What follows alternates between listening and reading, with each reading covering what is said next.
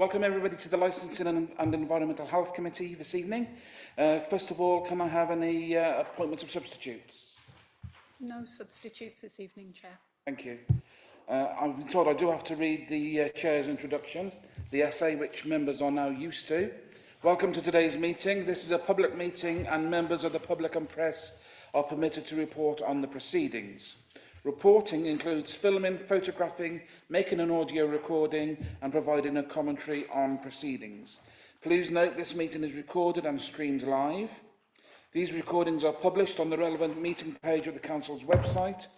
By choosing to attend this public meeting, you have deemed to have given your consent to being filmed or recorded and for any footage to be broadcast or published. If the alarm sounds, the premises must be evacuated immediately. Do not spend time collecting personal belongings and basically just follow me. All emergency escape routes are clearly signed. Once you have left the building, the assemble point is on the High Street opposite the Guildhall. Members and other speakers are reminded to use their microphone when speaking. Okay, thank you. Any declarations of interest tonight? Nobody's interested. Like that, good. Public representations. We have some debate, I believe. Yes, Chair, we do. We have Mr Sajjad, Mr Hussain and Mr Salim would like to address the committee separately. Okay. Will it be in that order? I believe so, yes. Okay. Okay, over to you. You have how many minutes? 5 minutes. 5 minutes each. Thank you. Good evening, members, everybody. Sorry to say that this is going to be my last meeting I'm going to attend because it's a bit of a sad one to do with the trade. Chair, I'm quite disappointed in you because I emailed you on the 1st of September. I have the email here. I actually phoned you. You didn't reply to me. I went up to County Hall. No response from you. I mentioned it to Niall when I saw him out on Foregate. He was trying to do some checks on some people and he was intimidated by some of the drivers, and I spoke to Lloyd as well. Certain individuals from the trade, actually the ignorance of them, they were intimidating me and threatening me because I didn't put a proposal in for a 5 or a 6 year old car rule to come in. I didn't have that dialogue with Niall because we didn't have time because of the recession and the climate we're in. But I was told by Mr. Ali that you would block me and you didn't want to respond to me. I don't understand why, Chair, you had gone down that route, but there is a lot of problems out there. They need to be solved and they're not being solved. I mean, I don't know what your plan of action is, but there's the roadworks on the cross, but there's a lot of issues there to do with the trade and they're not being solved. I mean, Niall's aware of certain individuals not abiding by the law of this land. There's no honesty with these people. Their licenses should be revoked. I mean, you could ask Niall, he's there, he'll mention it to you in the meeting. It's very sad affairs that we're having. When they're being banned from Worcester, they're obtaining their license from Wychavon.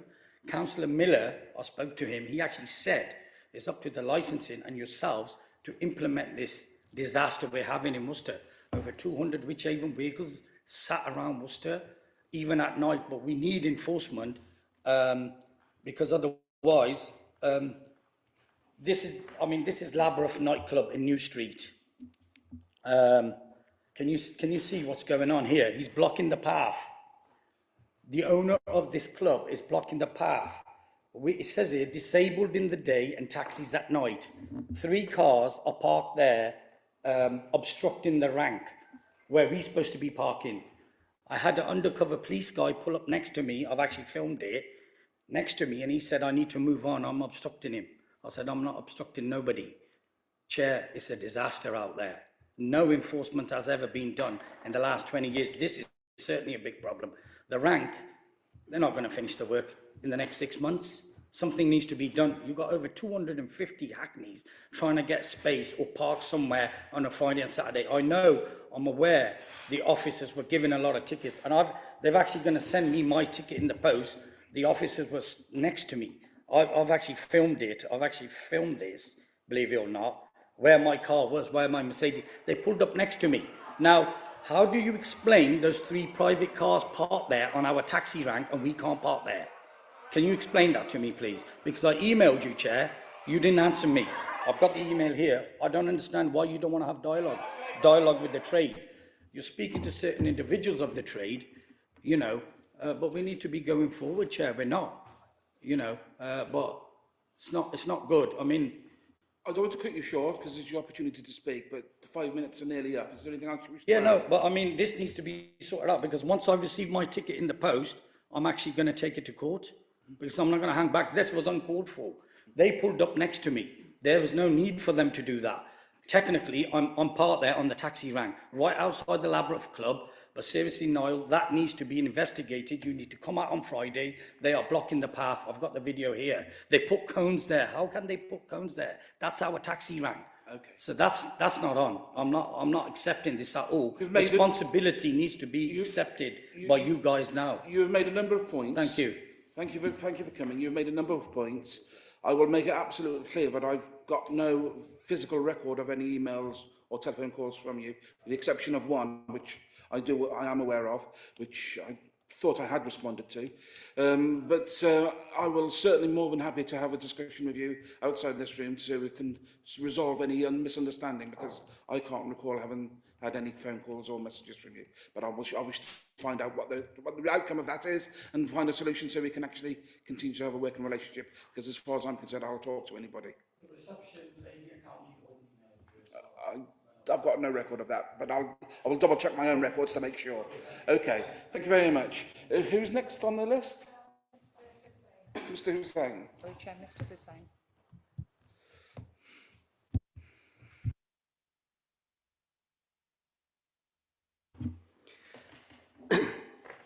Good evening, everyone, Mr. Chairman. My name is Raja Hussain. I'm a UK Business Development Manager, and my subject to discuss tonight is air quality. The reason for that is that I've lived in Worcester virtually all my life, and I have real concerns about what is happening. I have been to a number of meetings here. We keep referring to air quality, but I'm not really sure we take it that seriously, and I'll give the reason behind that. I have an email in front of me, dated February 2019, Alice Davey, who was at the time Head of Community Services. Myself and the licensing team were actually in that meeting when we discussed what can we do regarding the cross, the amount of traffic we see around there, and the amount of pollution we see as well. And my suggestion was at that moment in time, all the traffic which comes through should not really enter into Trinity Street, then to St. Swithin's, and then obviously onto the cross. The reason being is, it should only be, as far as I'm concerned, taxis, which are there for the public service, of course, and then deliveries, which obviously for the businesses, and obviously disabled people. Why would we want every vehicle coming into that square? Because all we're doing is encouraging pollution, if you ask me. I'm still waiting for an answer on that email since 1st of February 2019. It's there in black and white. It was discussed 3.5 years ago, over 3.5 years ago now. And here we are, 2022, and in fact on Friday we have a summit regarding climate, environment, car sharing, and then electric vehicles. I would think it's about time the council and the members took air quality quite seriously, because I don't think we are. Because if we were, we would have done something by now. I don't know how much time I have left, but there is something else I want to discuss as well, if that's okay. 1 minute, okay. Very quickly in that case. We've had quite a number of issues on Foregate Street regarding over parking. My suggestion at the time, and again this was in February 2019, and the licensing team were there at that moment in time, and the email clearly states what I stated in that, which was basically that we use, Happy Parking Technology, which tells you if there's any spaces left on the Foregate Street rank. And what we were thinking of doing was actually using Farrier Street as overranking, so that cars can actually just come round when they know there are spaces available. That would, I'm not saying it would eliminate overparking, but it would have certainly helped. Again, no emails have come back to me. That was a suggestion in 2019, and I quote what Alice Davies said here. Request that David Blake, the City Council Managing Director, rise again to the appropriate departments in the continued effort to influence the deregulation agenda. And it wasn't just deregulation, but also the parking issues, also air quality.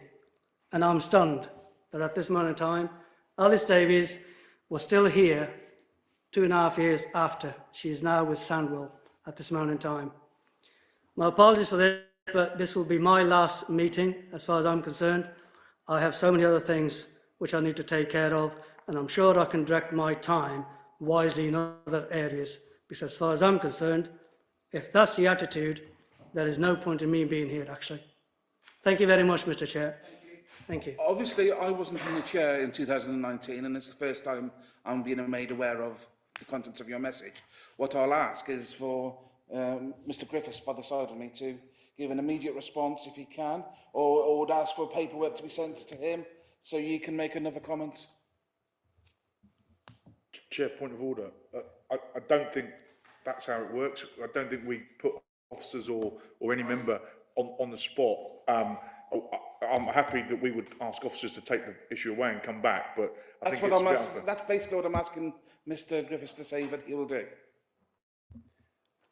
I agree with Councillor Mitchell, Chair. He's taken the words out of my mouth, but we can see, they're complicated issues that have been raised, but we can take them away and discuss them at a later date. Can you please share the information which you've got in front of you with us so we can actually communicate with you about it? No problem at all. That's Thank fine. you. Thank you. Thanks for your time. Okay. The final speaker today? Final speaker is Mr. Salim.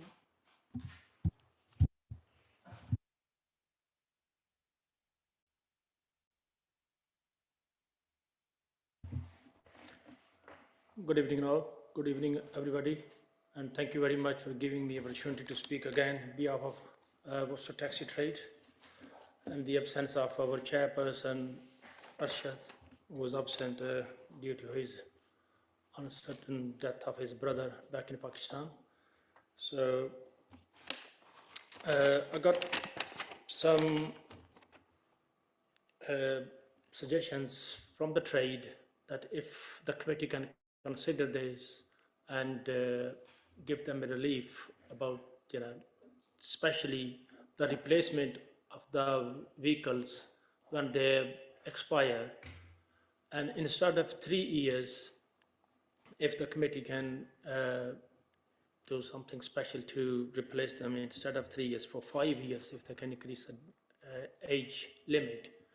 There are a lot of reasons behind, obviously, because of COVID as well, that trade suffered, drastically, and the car prices is increased by 30%. Typically, back in TP per your partner, they were about in 2019, were 11 to 12,000 pounds, 3 years old, reasonable car, and now the prices are about 16 to 18,000 in present moment. So it's a big increase. So the trade is requesting you to consider, instead of 3 years, if you can allow them to replace them up to 5 years. And secondly, as Mr. Sajjad said, there's no enforcement at the taxi ranks, and they're always occupied by the private cars, New Street, St. Swithin Street, and they got nowhere to go, the taxis. And hence they received quite few parking tickets last week or week before by the police. And our trade is requesting again, if we can do something to civil enforcement to keep the taxi ranks clear all the time, especially at the night time, and they can park somewhere safely and wait for the fares. And it's another that we got no feedback, hence since we had the meetings previously about the bus lane, no update yet in Lowesmore, and Cathedral Square, the rank is still, there is no sign posted yet saying that this is a taxi rank from 8:30 till 6 o'clock or 7 o'clock, I think it was. And we also requested one, I think, something to show us, because when the cross is empty, the driver have to come out of his car if they are parking inside the Southern Street to check if there are any spaces available or not. Something, mirror, glass or anything, there is still, needs to be done. So thank you very much. That's the only things I got. Thank you very much. I think what we're going to have to do is to have a meeting of the Taxi Forum very, very soon to actually address some of these issues and concerns, because some progress has been made on some of the issues which you've raised. Some of the issues are outside our control and belong to other agencies. So we need to have a better understanding of what we can do and what we can't do, and understand your feelings and concerns as well. So I think on the basis of what I've heard this evening, I will ask our officers to try and organise a taxi forum as soon as possible, so we can have a full and frank exchange of information and facts, and we can come to some conclusions and propose some action which may inevitably come back to this committee for implementation. I'm looking at the Vice Chair who chairs the taxi forum to confirm that he's happy with that. So thank you very much indeed. We now move to the minutes of the previous meeting. Is it your wish that they be signed as a true-ish record? Everybody's confirming. I have been notified that one member has got some issues he wishes to raise about an item on the minutes, and that is Simon. Did you want to raise it now, Simon? Thank you, Chair. Yeah, I just want to pick up on the issues that were raised as any other business in the previous meeting. The first thing is about the closure of the cross rank through the summer. Now, as I remember it, there was fairly unified horror at the way that had been done, with no warning whatsoever, no consultation. At the last minute, we were given a promise that those ranks would only be closed for 3 days. As far as I can tell, between that meeting and now, they've probably only been open for 3 days. I know they're open for periods of the evening, but the daytime has been completely closed, almost totally. What I think makes the situation worse is that there is no visible sign to the general public redirecting people looking for taxis on that cross rank to the temporary ranking in Angel Street. I've been up there almost every day through the summer, and I've never seen a sign. I have been told that there's a sign there, but it's very well hidden. And considering I've been looking for it, I wouldn't fancy the chances of a member of the public seeing that. On the issue of the rank, I am concerned actually now, having seen the progress of that work, that the ranking space will remain able to accommodate 7 taxis, because it does seem as though the pull-in has been shortened. So perhaps we could get an assurance just while we're on that subject that it will actually remain ranking for 7 taxis.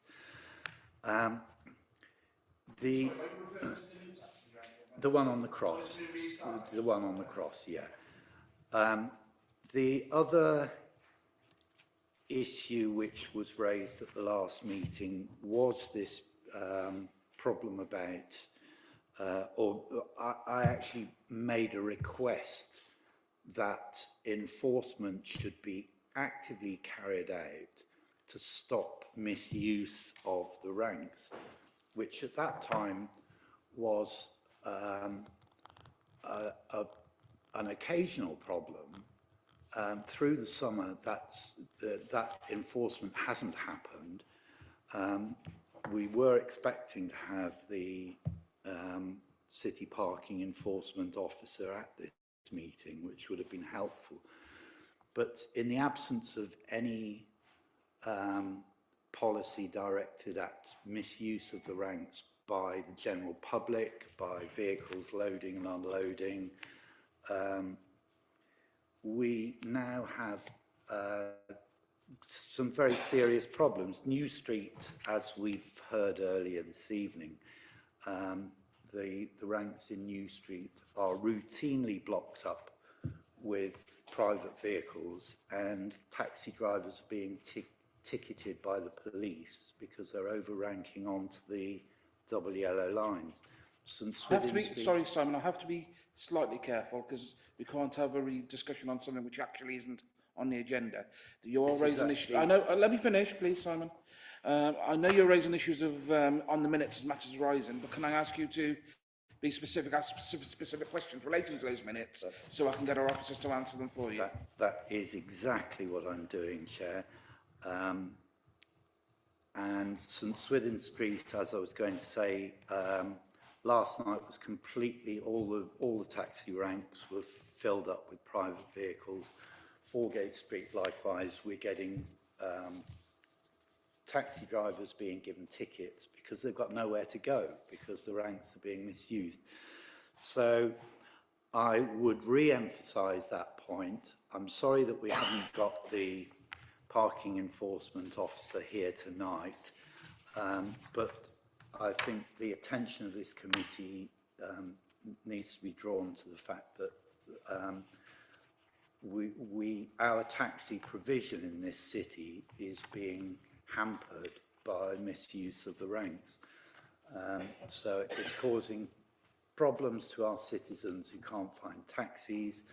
The taxis can't stop anywhere near where they're expected to be because those places are blocked and they're afraid of getting tickets. So I really think we need to put a priority on addressing that issue.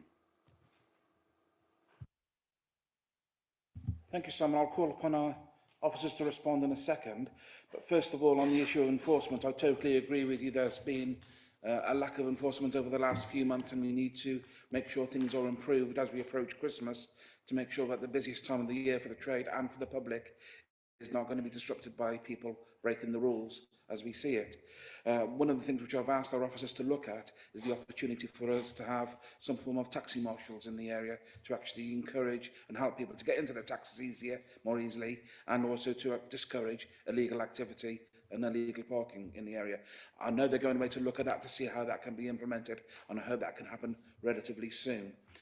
On the issue of the signage at the cross, I've asked that question numerous times, and I'm regularly informed that the signage is there, but you're saying it isn't, and I'm seeing people shaking their heads behind you saying it isn't, so I turn to my officers and say, is there a sign there?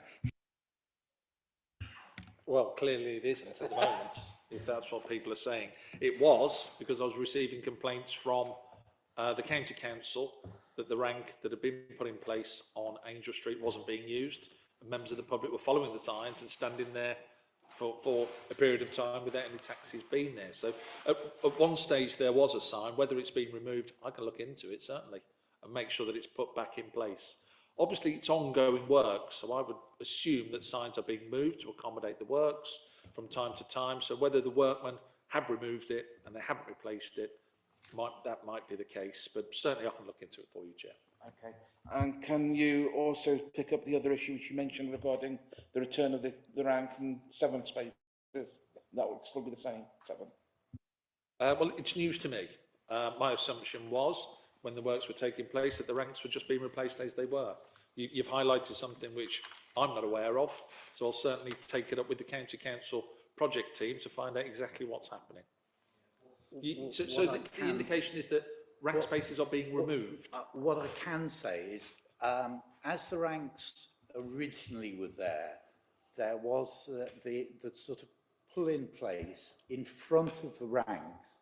There was a bit of extra space before the road narrows at the lights, which was routinely used by Uber Eats and so on. That narrowing of the road has been lengthened, so it's possible that the road actually narrows to come back to where the front of the ranks was. But I would like to be assured that that's not actually taken away any of the ranking space itself. As part of the plans, there was no mention of any rank spaces being removed. That's all I can say. I've allowed quite a bit of latitude here tonight because I know these issues are not specifically on the agenda, but I've allowed some flexibility because there are members of the public here to listen to this discussion. I know other people have raised these concerns, and this is the only opportunity for members they have to actually raise these issues. There is nothing else on the agenda tonight for us to discuss on this issue. So you're welcome to stay if you want to hear about street collections, but I suspect you may want to go to stand on a rank somewhere. But I thank you for your attendance. I do wish to engage with the trade. I do wish to engage with the people who are working hard every night to get people home safely. And we will have a taxi forum very shortly to make sure that we are doing the right things and we're learning the messages which you wish us to hear. So let's work together and achieve a better result. Okay, thank you very much. Oh, and I will say, after this meeting is over tonight, I'm going to wander down to the cross to see for myself what's going on. I haven't been down there for a while, so we're going to have a look. I'm not sure any taxi will take me, but thank you very much and good luck. We now move on to agenda item 5, street collections, and I believe this is you, Niall. Thank you, Chair. Yes, if you'd like to turn to, it's page number 5, agenda item number 5. This is the annual report on street collections, so for 2022. It's an information report to inform members of the street collections which have been received and processed by your licensing team up at WRS. The background in the report gives information, the history of where we are at with street collections and the legislation that allows us to regulate that activity. A review took place back in 2016, I think I saw it, where the policy was introduced, which is attached to Appendix 1. Which basically deregulated the granting of licences to officers. So as part of that deregulation, there was an agreement that an annual report will come back to members to look at the progress of what street collections have been issued throughout the year and if there are any pending. For some of the newer members, street collections were of interest to the committee. Committee members are very interested in what collections are taking place on their high street, which is why it's always chaired as an agenda item.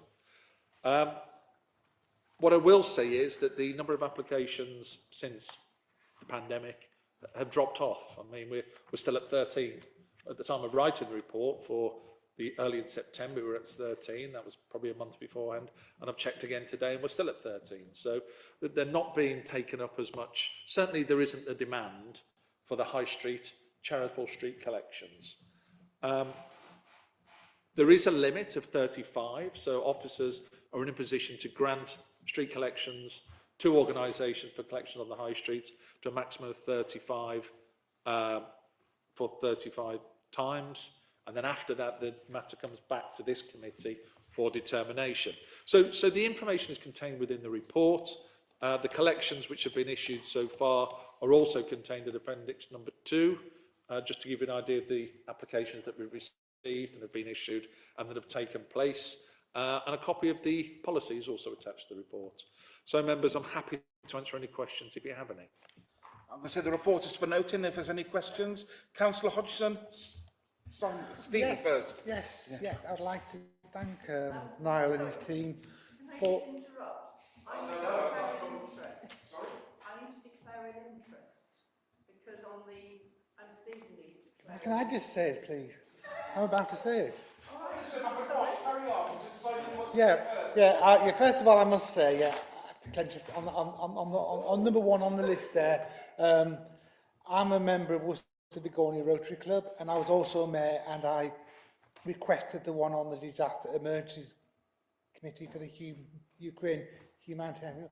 I'd like to thank you very much for granting that licence at such short notice, and we were able to raise over £3,000 for the Disaster Emergency Camille, which was really, really good, and with an excellent response in the city centre. So what I would say, this shows how important that the street collection programme we have is actually good, and that we are actually able to have the flexibility to put such applications in when these disasters happen. And I know in the past, with Rotary, which I've been involved in, we've raised lots of money for the Philippine typhoon disaster and that. So, you know, it is very important. So thank you very much for what you do. Greece, Councillor Lucy Hodgson. I'm relieved to hear it. Okay, are there any other questions? Yes, Councillor Stephen. It's just a bit of education for me, really. If someone just turns up and starts collecting on the high street, how do we know that they were doing that? Do they have a pass, or how does this work in terms of enforcement? We have eyes and ears everywhere. We have members of the town centre management team who contact us regularly to inform us of activity on the high street in relation to direct debit collectors and street collectors and any other activity that is taking place. The Worcester Bid often contact us as well, and we do have officers in the area from time to time along the high street. So yes, they should have identification. There is, I think it's the Public Administration Office, or you need to correct me on that, where they get their IDs from, but it's the permit that's important, which gives the details of how many collectors are collecting on that particular day, where they are collecting and which times, and which organisation it's for. Okay, thank you. Very important. Oh, Simon, please. Yeah. Yeah, I just wanted to follow on from that. My recollection is that these permits tend to be used on Saturdays. So would it be safe to assume that if we see people collecting on a weekday, we might smell a rat? Possibly, but dialogue. I mean, certainly, if you are inclined to give to street collectors, asking them for their IDs, who they're collecting for, that they should volunteer that information without problem if they're genuine. What you'll find is if there are non-genuine collectors on the high street, they will be evasive, may even be hostile towards any sort of confrontation, and those are the ones that should be reported. We've had some reports of individuals collecting on the high street for an organisation. They're operating under peddler certificates, so it isn't a street collection which is regulated by this council. Again, it should be reported to the police. They issue the peddler certificates and they are empowered to deal with that activity. So if we get any reports of that nature, we tend to report them to the local town centre policing unit.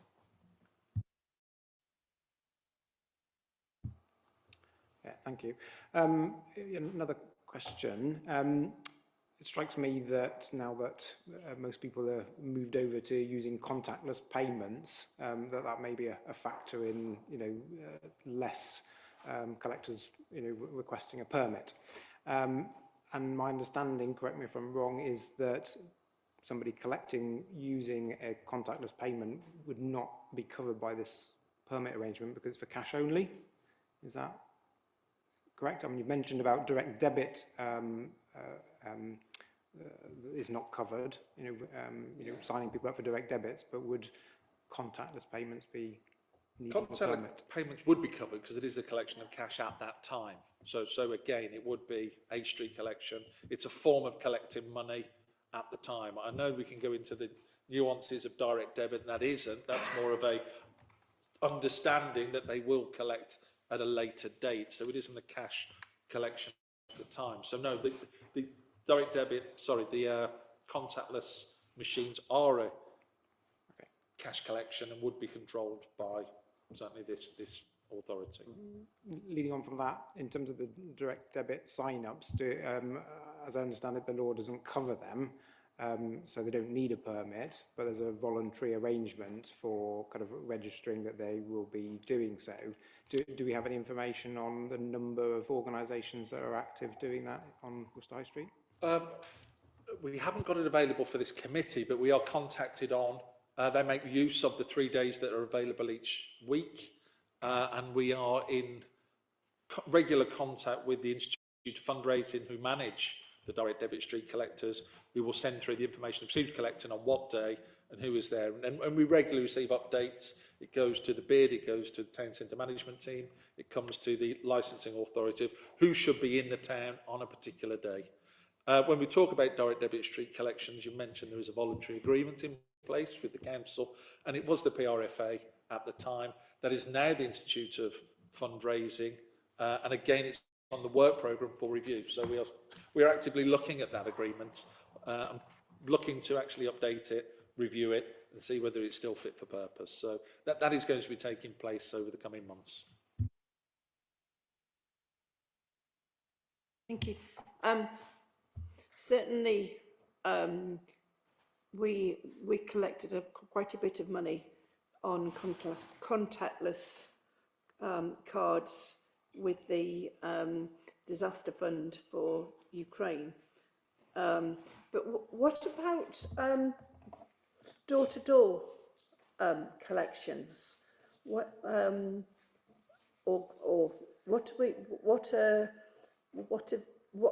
regulations are they? Again, they are regulated by this local authority. So the difficulty we have with door-to-door collections are most of the big organisations have an exemption. So they have a national exemption to collect without the need to get an authorisation from the local authority. So they can just do it. They tend to notify us out of courtesy that they are collecting in a particular area on a particular date. But there isn't a need for them to actually get a licence or a permit. Sorry, let's use the right terminology.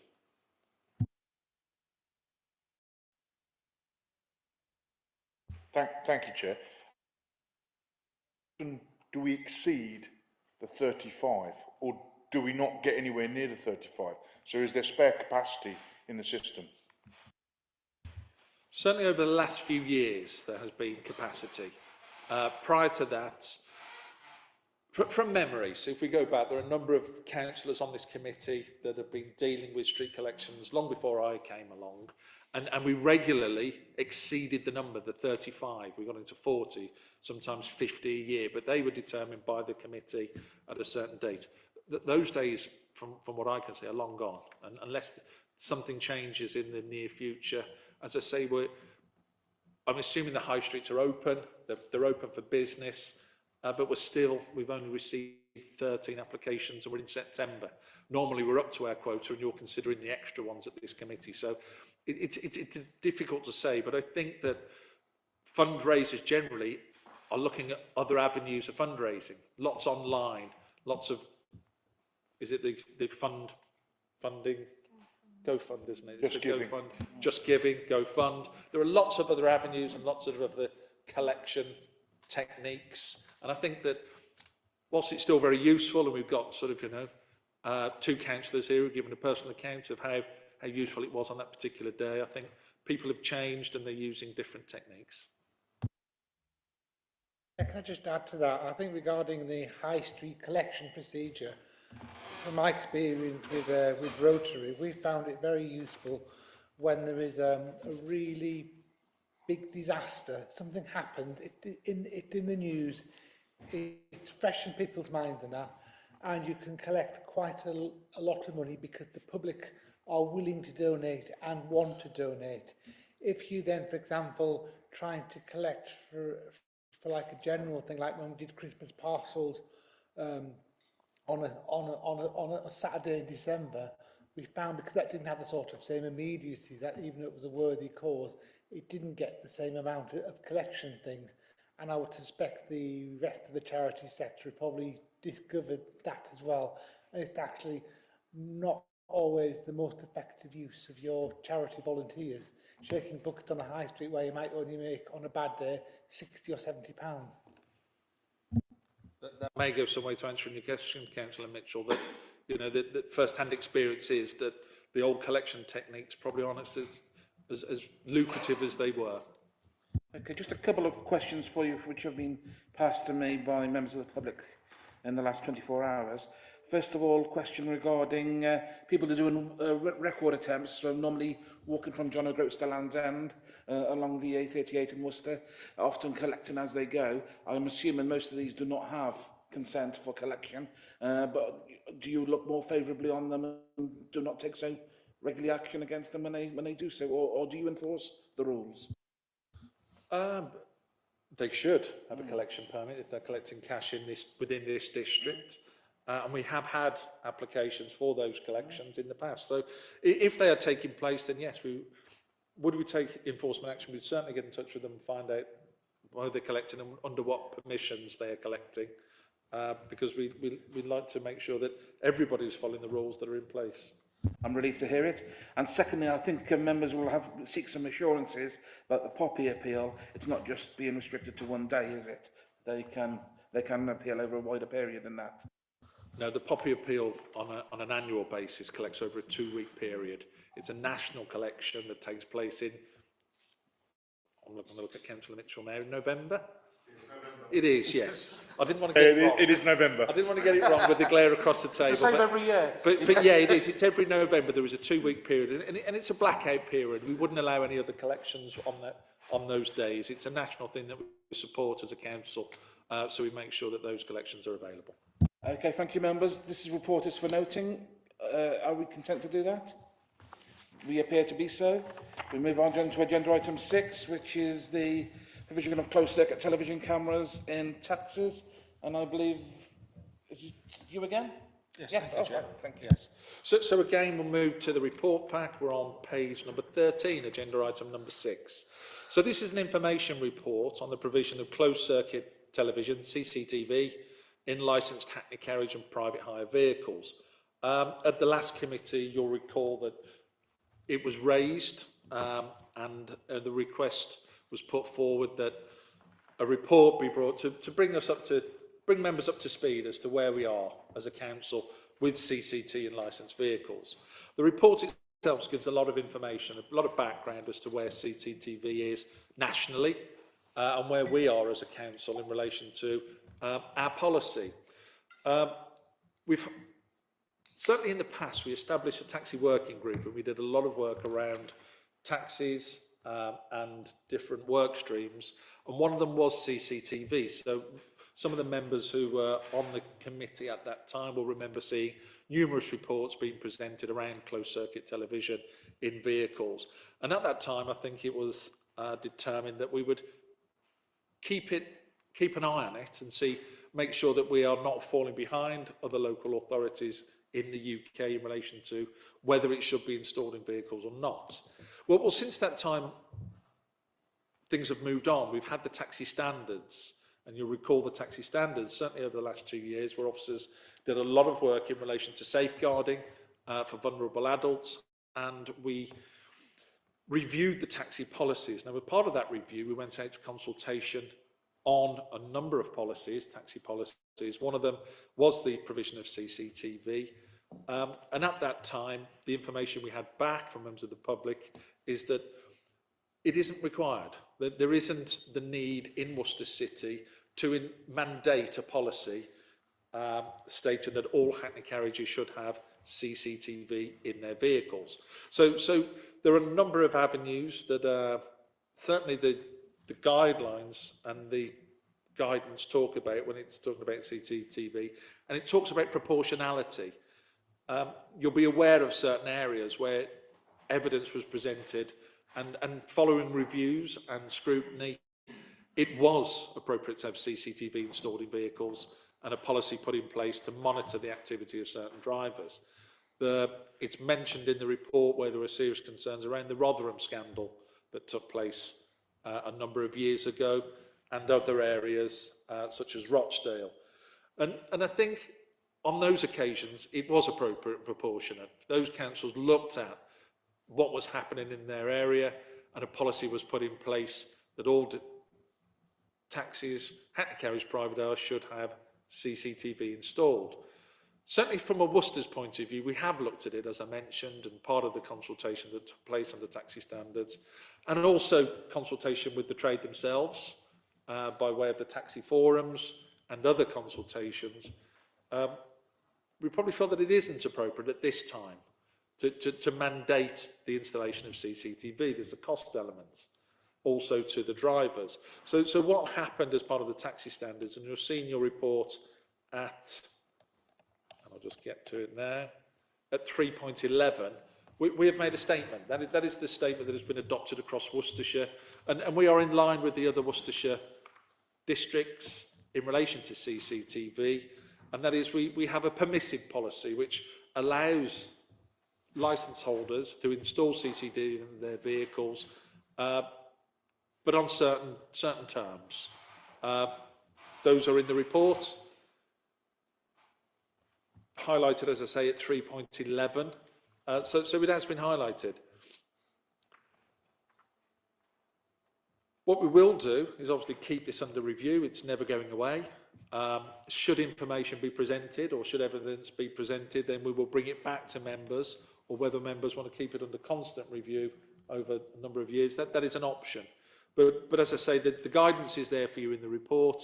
There's an interesting section on page 29 about the councillor's responsibilities, which if you haven't had an opportunity to read it yet, certainly read that. Again, it's about your role when considering whether CCTV is appropriate for your district.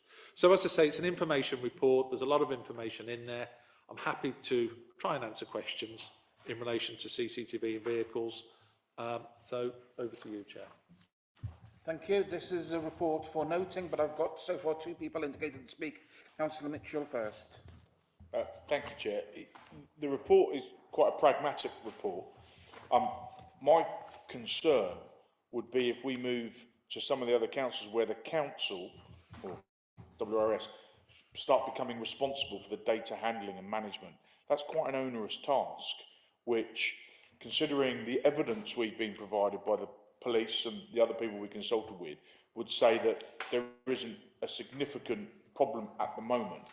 So I hope we can continue to be pragmatic and proportionate. And also it does reduce the cost for drivers. If a driver wants to put CCTV in his camera or her in their car, then there's nothing stopping them doing that, as long as it meets the requirement of 311, if I remember correctly. So it seems a pragmatic and sensible report to me. So thank you. Thank you, Chair. I noticed that 2 of the towns listed are fairly local. If our licensed taxi drivers go into those areas, are they expected to have CCTV, or is it just not mandated because they're not their licensing authority? That's exactly it. You are mandated by your licensing authority. So, for example, if those particular drivers from the other authorities you've alluded to are working in Worcester, well, they would need to have CCTV because it's part of their conditions of licence. But it wouldn't the other way around. Yeah, that was in the back of my mind when you, obviously the problems in Rochdale and Rotherham are quite infamous. I have no doubt that those areas are plagued by taxis and private hire vehicles from other areas operating within their authority. How does that work? If I'm perhaps asking you a question you don't have any way of answering, but I'm just curious to know that if somebody from outside Rochdale turned up and started operating as they can, how do they get around that business with the CCTV? Well, they wouldn't be able to. So it would come down to general enforcement. Obviously, officers of the council do not have stopping powers. We can't stop vehicles and check them over, but if they are parked up, we can approach them. We do a lot of work with the police, and of course, when we identify vehicles from other areas, we will check them over. We'll have a look at the vehicles, and then we'll notify that authority that that's what we've done out of courtesy. So even when it's your Wolverhamptons, your Rochdales, your Rotherhams, if they were in this area and they were stopped by the police and officers, we would report back to those local authorities to say that's what we've done. Now, of course, part of that, we would look at the conditions of licence and tell them, you know, we are aware of certain areas where CCTV is mandated, and we report back if that vehicle had it or not. So it would be then appropriate for the local authority to take action on the breach of their licence holder on their conditions. If they are committing offences, that's a different matter. That would be down to this authority to deal with them by way of enforcement action. Sorry to labour this, but yeah, I was actually thinking of the other way around. If somebody from Manchester, for instance, who's operating absolutely in terms of their Manchester licence, turns up for a fair in Rochdale, which they're perfectly entitled to do, but they don't have CCTV, is it possible to apply that policy within that area? I don't believe it is. I think it's the same question, but just in a different way that Councillor Lawrence mentioned earlier. You are bound by the conditions of licence from the licensing authority with which you are issued a licence, and not by others. So if you choose to work in another area, you are still bound by your conditions of licence, and you'll be aware of them. There are lots of them. You must wear your badge. You must do X, Y, and Z. So you must follow those conditions of licence, regardless of where you're working in the UK. Are there any other questions? There being none, so we note this report. Thank you very much. Move on to agenda item 7, which is the Head of Worcestershire Regulatory Services Environmental Health Activity Data Report. Mr Mellors, this is over to you. Have you got anything you wish to add? Thank you, Chair. I'll just give a brief overview if that's okay. The committee have asked Worcestershire Regulatory Services to report annually on activity levels to help reassure local members that the service continues to tackle issues broadly across the city. And the purpose of the information report before you is to provide you with that assurance and to inform the committee of any issues anticipated in the ensuing year. The tables included in the report, they'll help you to compare with the previous year. COVID work continued to dominate much of the year, with officers remaining embedded within the public health team to provide advice, expertise and enforcement within the business sector. Though by the end of the year, WRS was able to start its return to more business as usual activities. In August 2021, the Food Standards Agency set out a food recovery programme for local authorities, and that was basically aimed at clearing the backlog of inspections and interventions that had built up as we weren't able to go out and do the visits during the COVID pandemic.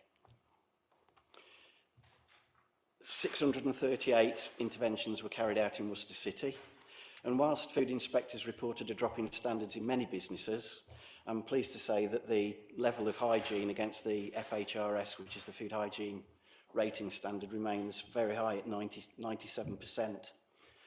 So that is commendable for the city. The report details several initiatives carried out during the year, including a sampling project, an assessment of the food hygiene rating stickers being displayed at premises. They're the green stickers that you'll be familiar with that food premises display, and also a project to look at standards at low-risk retail premises. You'll see from the report that sampling results were surprisingly disappointing, indicating poor personal hygiene and unsatisfactory cleaning practices. Again, members were pleased to know that advice was given to the businesses involved, and when we went back, everything had been improved and put right, thank goodness. As part of our intelligence gathering, food businesses which had received a reduction in their food hygiene rating score in the previous 6 months were revisited to see if they were displaying the correct sticker. 18 had chosen not to display their sticker, presumably because they'd actually had a reduction. And action was taken to remove stickers from 12 premises in Worcester City that were displaying an incorrect rating. Now, there is no legal requirement to display a rating, but There is certainly a requirement not to display an incorrect rating. So with my trading standards hat on, that's another side of the work that we actually look at. As in previous reports, nuisance complaints, particularly for domestic noise, continue to create major demand. And members will also notice a threefold increase in commercial noise complaints. Very interesting times. These appeared to be mostly related to the relaxation of COVID rules over the year and the return to an increase in entertainment at many pubs and restaurants. So it's likely that the increase in complaints was also related to 2 years of virtual inactivity where neighbours have got used to the nice peace and quiet and no bans and nothing happening at premises. Then when it all starts to build up again, obviously we started getting an increase in a shift in complaints. I know that members often receive complaints of noise and other nuisances from constituents, and I get a lot of phone calls, which I'm very happy to take. And the law relating to statutory nuisance itself, which is what we're actually employed on your behalf to do, can be quite complex and is very specific as to the type of action or type of nuisance and noise that we can actually look at. Now, in 2018, we developed a members newsletter, basically to help you help us in terms of when a constituent does get in touch with you, you're armed with the information to be able to give them the information and either signpost them to us or give them some of the basics. Now, with your leave, Chair, I've actually brought a copy of those for you to take away tonight. So if you want to have a look at that, it's 5 pages of goodies which will help you to sleep. And if you've got any queries following having gone through that, then I'm quite happy for you to get in touch and I'll try out the best that I can. I think you've got a question. Just a slight bit to finish. During the floods, officers from the service were out and about supporting and giving advice to the businesses affected, and your managers also contributed to the county level at the flood recovery and economic recovery meetings. And finally, the report gives details as to the intelligence-led health and safety interventions that are carried out on your behalf, which includes safety advisory groups for things like Worcester Race Course, the Victorian Fair and Worcester Show. So thank you, Chair. I'd ask that members note the report and I'd be happy to take any questions. Thank you, and I think the guidance which you've got there about statutory duties as statutory nuisances will be very useful for members because it's very contradictory in places, isn't it? And it's archaic law, unfortunately. It doesn't help sometimes. Okay, Councillor Lawrence, you've got a question. Well, it was more, I'm pretty sure we've received your document, was sent out by the document, yeah, we get it from the Democratic Office, so I'm pretty sure I've read it, so will it be emailed out to people? I can certainly do that, and the other thing I advise is that there's a few interesting, quirky things that have happened over the last 12 months as well, so I'm looking to update it. So what I will do is, once I've updated it, email that out to all members, if that's okay. Thank you, Chair. There are a lot of food waste initiatives going on at the moment, particularly with the cost of living crisis, and supermarkets are trying to reduce waste to landfill. Whether it's community fridges or organisations like Olio, have you noticed any issues with that sort of distribution? Not in terms of any serious problems. I mean, quite often we've had organisations coming to us for advice, and where we have actually been out and actually found certain things going on, we've tried to facilitate and assist the best that we can in supporting those initiatives.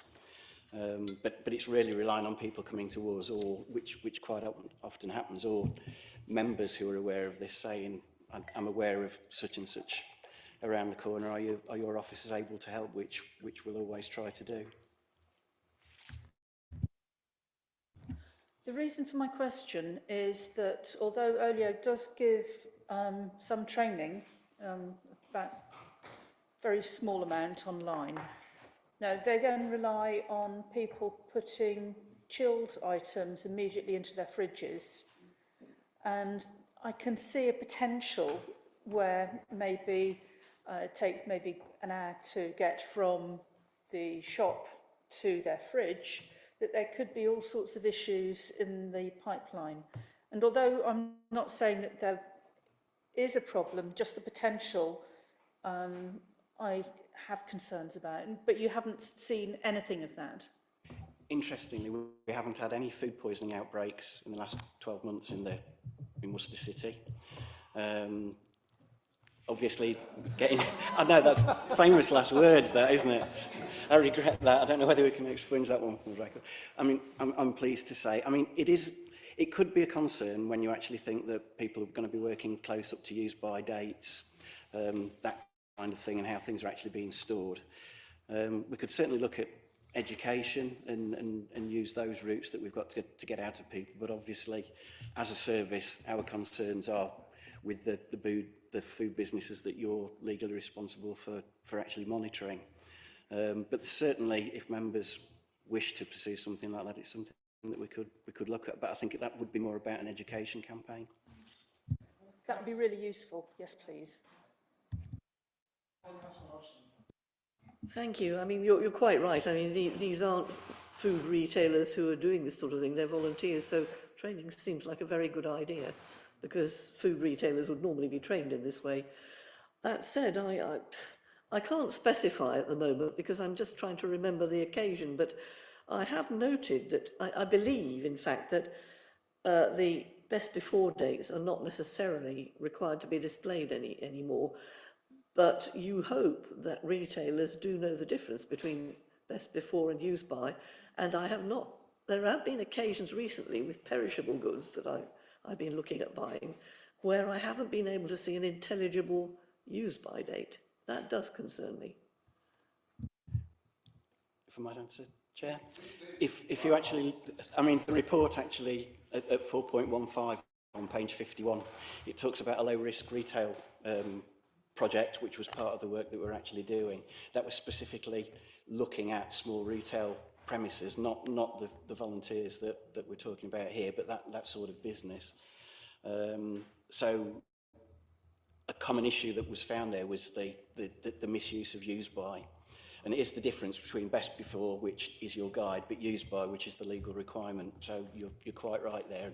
And that is one of the things that we're looking for. And we do find problems in the smaller retailers. There might be problems with larger ones as well. I just wanted to come also talk about use by dates and best before, because a lot of the major supermarkets are actually doing away with them because they actually feel that they're not particularly productive and that sort of thing. So what do you think about that? As long as it's a legal requirement, that's what we'll be looking for businesses to provide. And I am aware of a very large supermarket and quite a large authority, not too far away from here, that have locked horns around what's happening in terms of the use by dates. But it is something that we would be looking to enforce if we found that there was a problem on your behalf. So would it be the sort of the primary authorities then? That's exactly where it would be referred to in the first instance, because we've got a legal obligation to do that. Interesting. Thank you, Chair.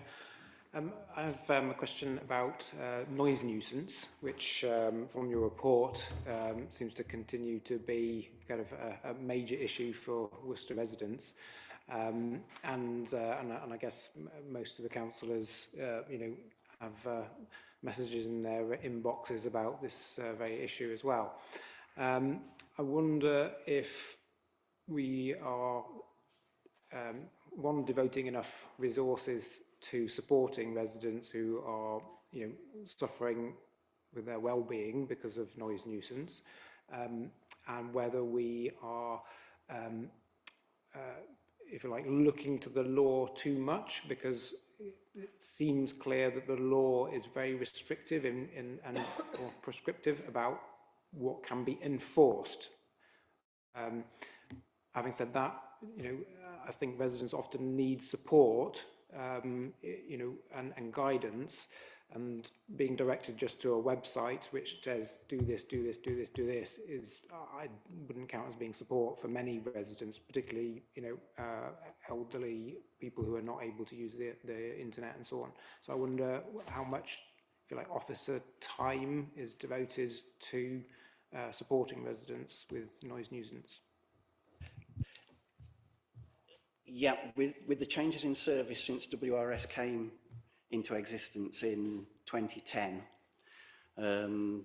resources have significantly reduced. There has been a move to self-help, directing people to self-help in the first instance, so it is all about supporting residents. That we wouldn't do if we identified that we've got vulnerable people, which is something that obviously we become aware of, and it's making sure that we're asking the right questions when the demand first hits the service in terms of what is the issue. In terms of specifics, what I would do is say, please go away and have a look at the member guide that we've actually produced. But in terms of the powers that we've got, within WRS, we're restricted to deal with what is called statutory nuisance. And by its very nature, statutory nuisance needs to be something that appears in statute.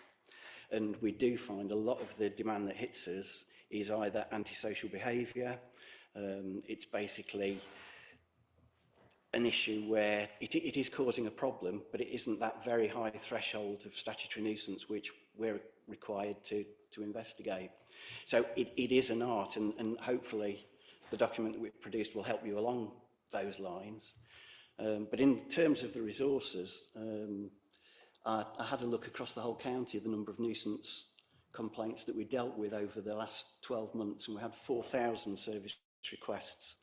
And I have a team of 15.2 full-time equivalent officers who enforce nuisance, food safety, health and safety. So we really do have to target the resources at the statutory nuisance side of the work that we actually do with the resources that we've got.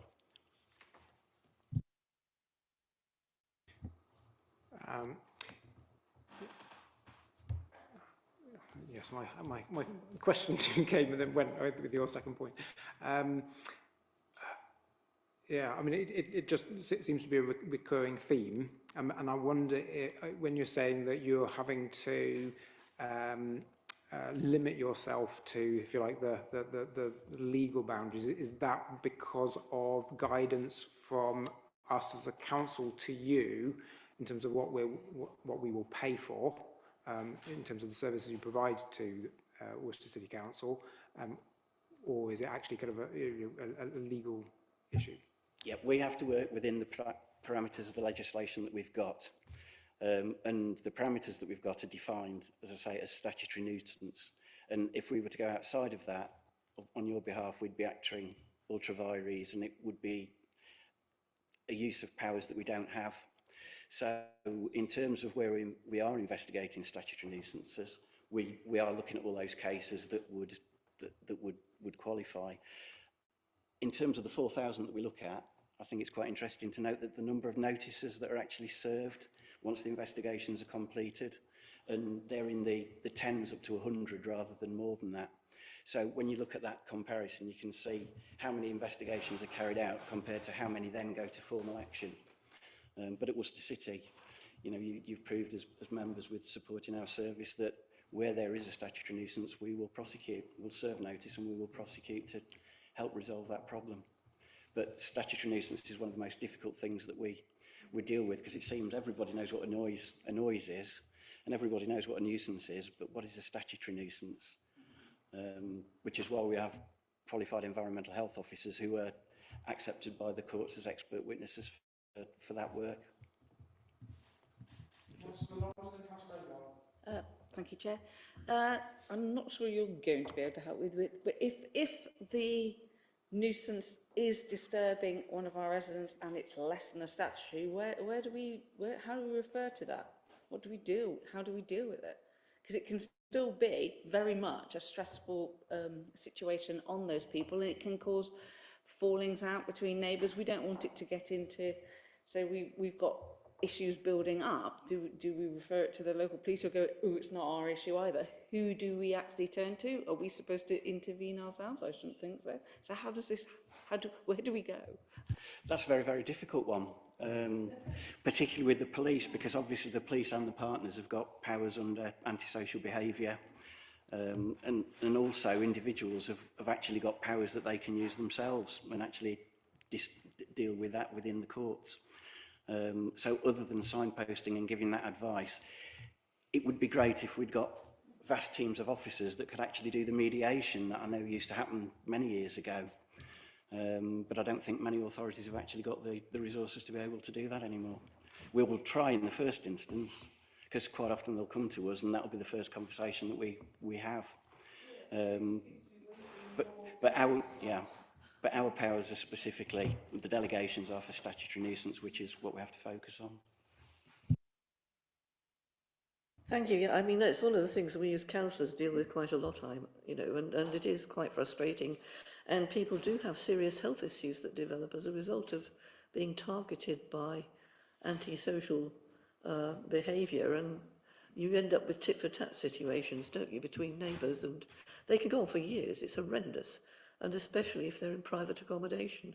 If they're in social housing, it can often be easier to resolve. There you are. We empathise, I think, with your issues of workload.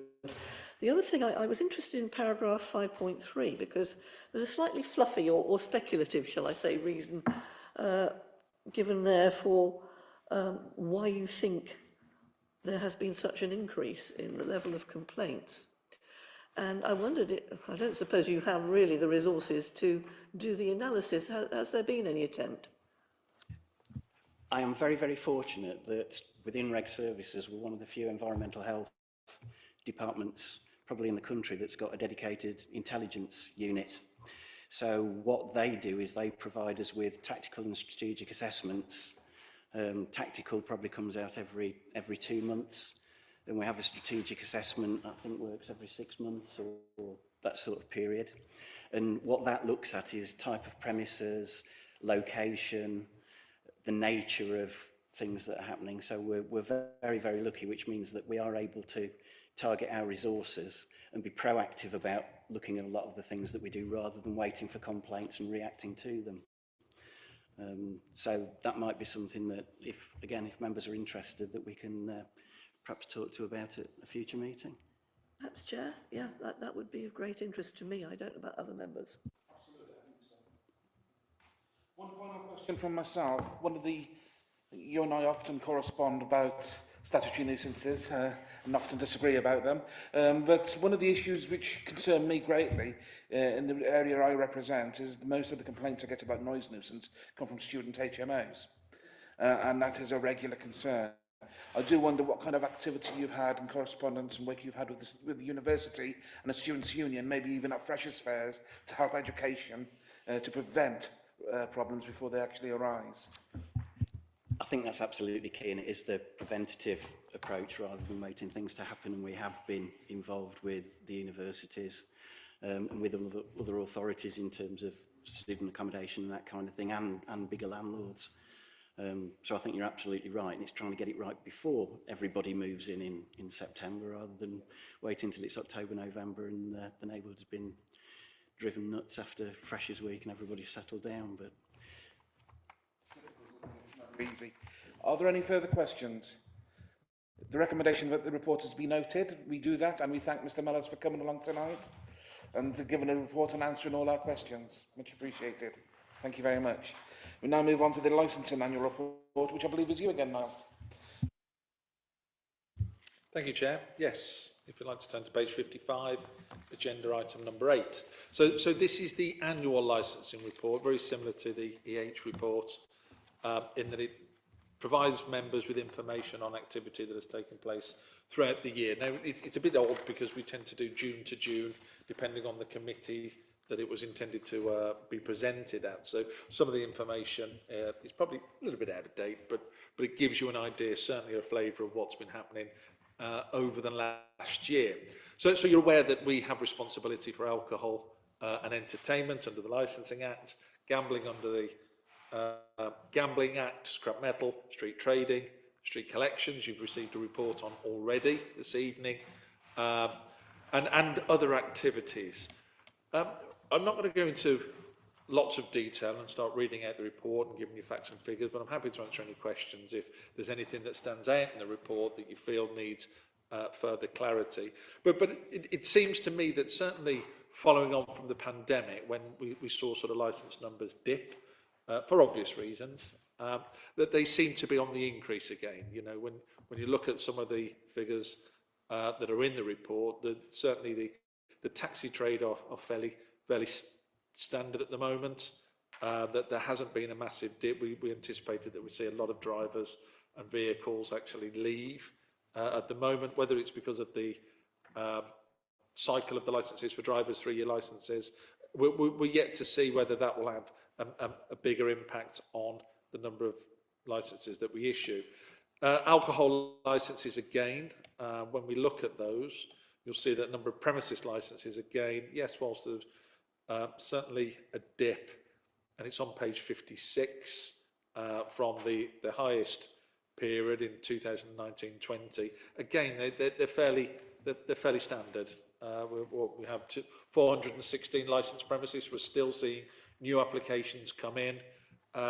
It could be said that the nature of premises that are being licensed are changing. They tend to offer or have a varied offering rather than the old pub that we used to see a number of years ago. But certainly there's information in there with regards to the things that are coming to committee as well. We've been particularly busy.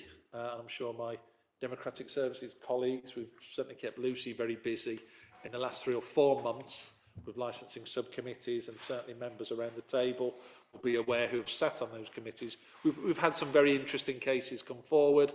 We've had some long days. And again, it doesn't seem to be slowing down. It always seems to be very busy with lots of applications coming in. Things of note. I've mentioned in there the purple flag. I know Councillor Hodgson has a lot of involvement in that. We're very pleased to say that Worcester has been awarded its accreditation of the purple flag, which we're all very pleased about. Our efforts didn't go to waste, certainly with the assessment night on that Saturday in the summer holidays. So there are still lots of things going on. I mean, certainly in amongst the taxis as well. I know we heard from the trade how dire it is, but there are things that we're looking at. You know, we're working very closely with the police, hence the police going out and carrying out enforcement, which was highlighted earlier by a number of drivers who issued tickets for obstruction.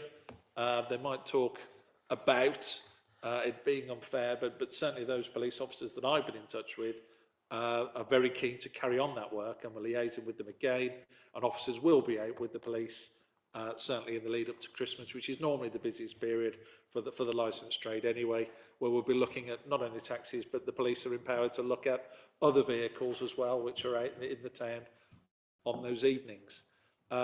We had the taxi standards review, which was a massive piece of work, certainly for our office, which was voted through and adopted by this committee in the middle of the year, which we're really pleased about. So it keeps us up to date with the ever-changing sort of taxi licensing and safeguarding policies that are in place. So we're pleased to say that we are at the forefront. We're there, certainly as a local authority and across the county, trying to standardise those policies, that we don't have the issues that were highlighted earlier with relation to drivers, sort of jumping a ship to other local authorities when they've been revoked by this authority or had their licence taken off them. We dealt with the Hackney carriage fare increase, hadn't had one for a number of years. Again, that was put in place by the local authority, this committee, who agreed to increase the taxi fares. Other things of note, street trading, again, we're still receiving applications for street trading licences. I think certainly over that period we had somewhere in the region of 22 licensing subcommittee meetings in total, which, considering that we were still coming on from the effects of the pandemic, was quite a lot, and we're still having a lot to date. Hopefully it's going to quieten down. Officers will be assisting with the Victorian Fair again. Again, it's a big event that is run by the City Council, so hopefully we'll be in a position to support them as we have with other years. It's our intention, are involved in the SARG meetings that are taking place at the moment.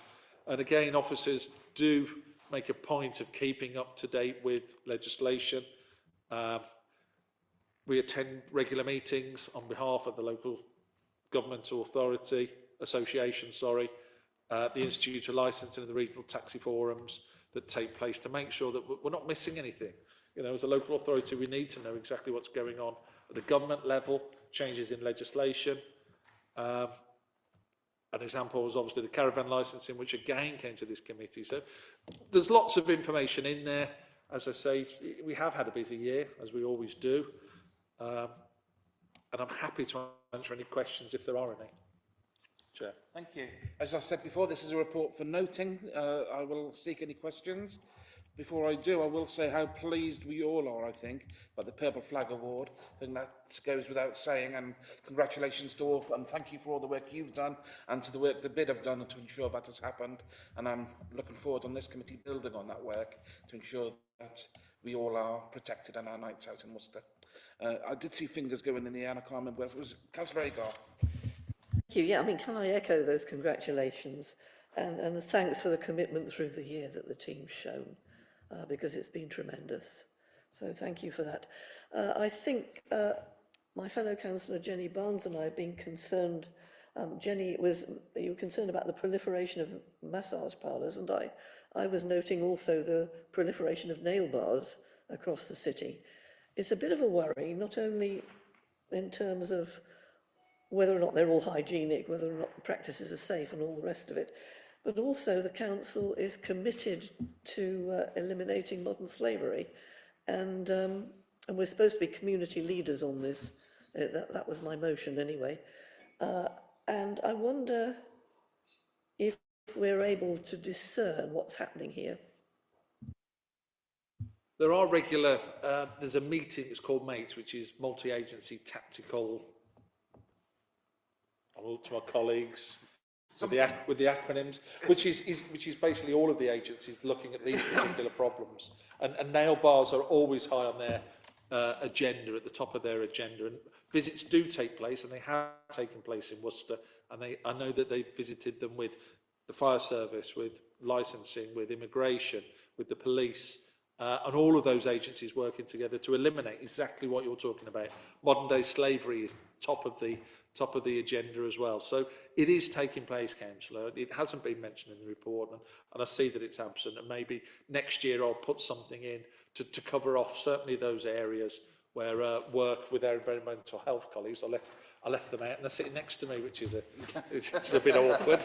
But yes, certainly they do a lot of work around the sort of the health and safety side and the nail bars and the like.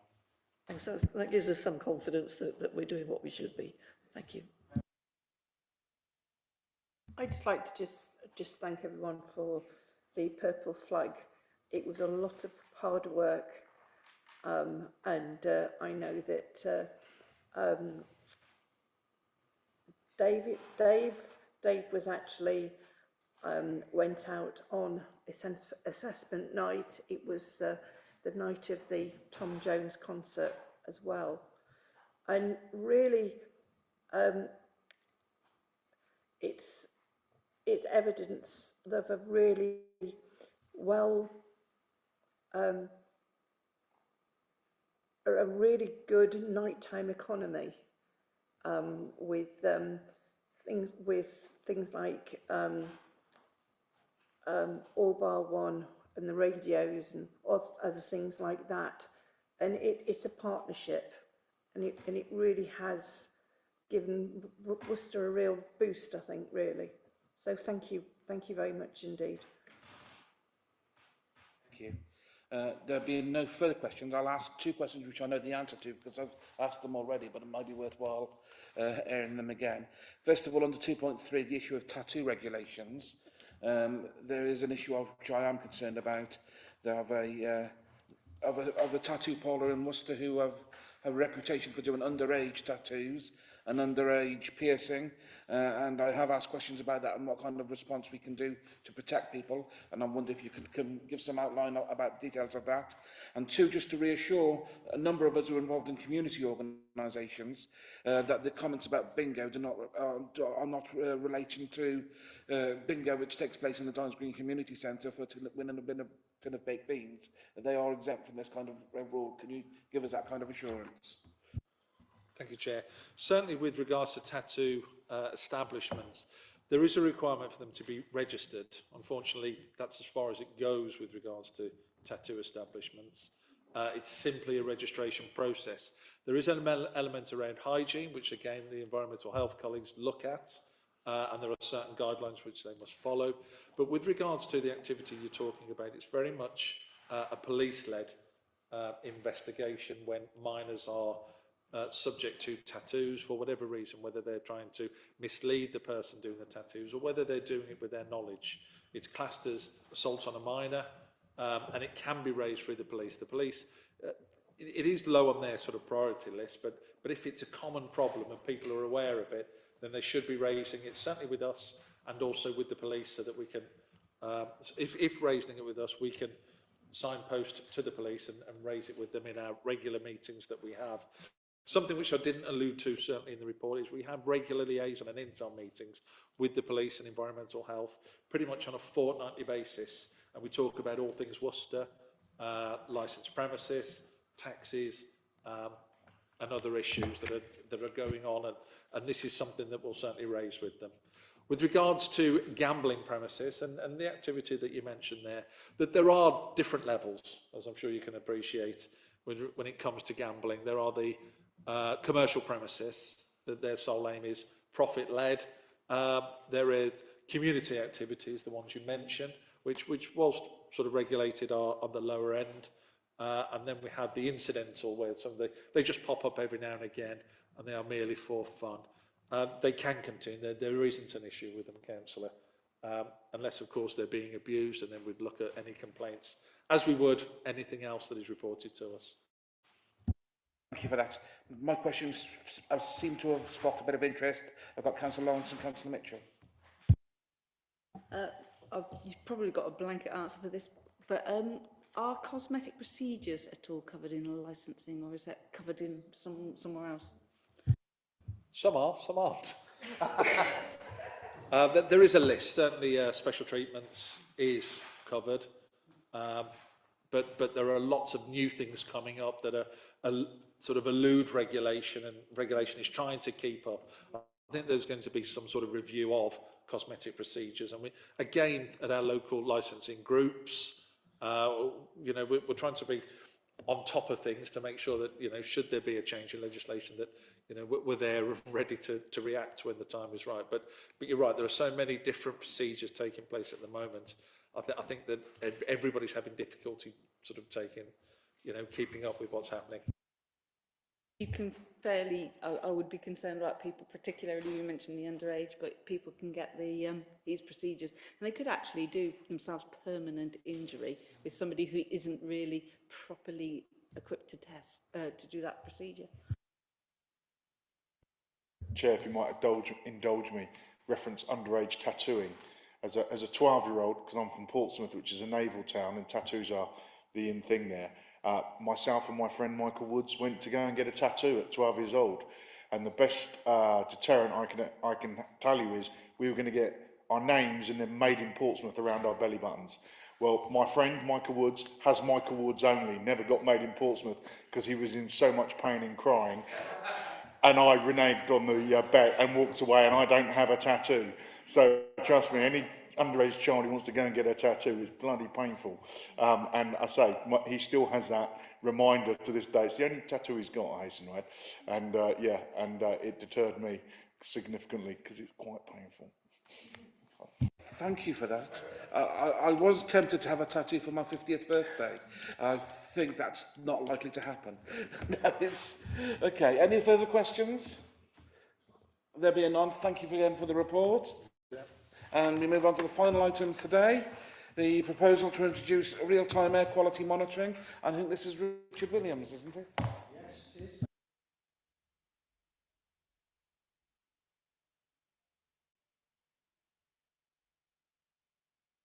Apologies. Yes, thank you. Have we got the right one, haven't we?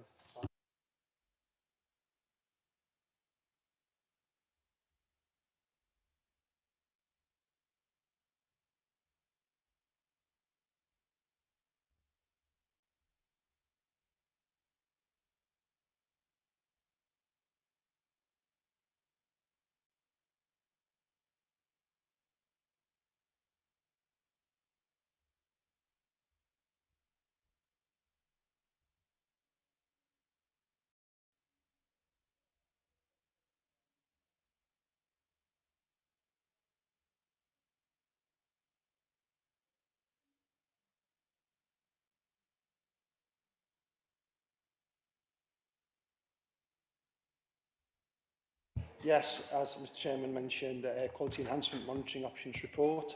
I'll briefly run you through the main topic areas associated with this. First of all, Section 2.1.2 covers the general background concerns and issues with regard to the impacts of poor air quality, and also touches briefly on the concerns that we have in relation to road traffic pollution. Also, in addition to this, Section 2.3 moves on to existing and historic air monitoring that have taken place in the city for the best part of the last 20 years as part of LAQM work. We've been using nitrogen dioxide diffusion tubes for a very long period of time, and upon the chairman's request, I've actually brought some samples for members to have a look at here.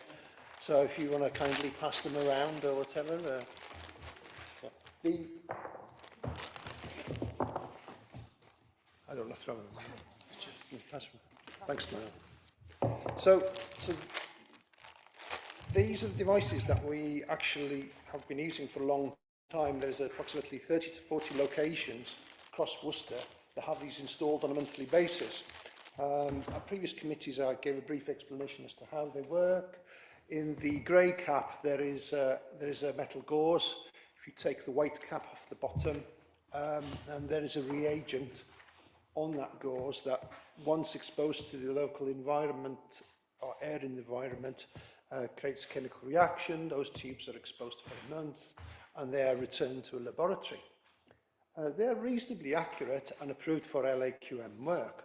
However, the problems that we have with them, they do not provide us with any real-time data that we can actually use to inform the public of poor air quality, and they are limited to one pollutant only. Admittedly, nitrogen dioxide is an indicator pollutant for other types of pollution. However, they do not cover one of the most concerning areas of air pollution that is subject to great debate these days, which is particulate matter, PM10 and PM2.5, which particularly PM2.5 has caused a lot of sensation in the press recently because it's particulates of this size and diameter can breach the air-blood mechanism in the human body, and there are identified links with conditions such as Alzheimer's disease and other known health markers associated with congenital problems such as cancer now emerging from scientific research and analysis. So that's where we're at with regard to monitoring. Members will recall that late in December last year, I provided an update report on air quality and trend analysis report on air quality issues to members, and I believe that Councillor Lawrence raised a point with regard to enhanced monitoring and particular concerns with regard to short-term localised exposure to poor air quality. And this did spark further research on our behalf and investigation into a possibility of producing a proposal for enhanced air quality monitoring for the city. At the time, I think there were some financial concerns, and it was debated in January and February time at Budget and Environment Committee to consider the potential financial implications of investing in enhanced monitoring. Following those two meetings in June, I produced a paper discussing the merits and advantages of enhanced monitoring and what information it could provide.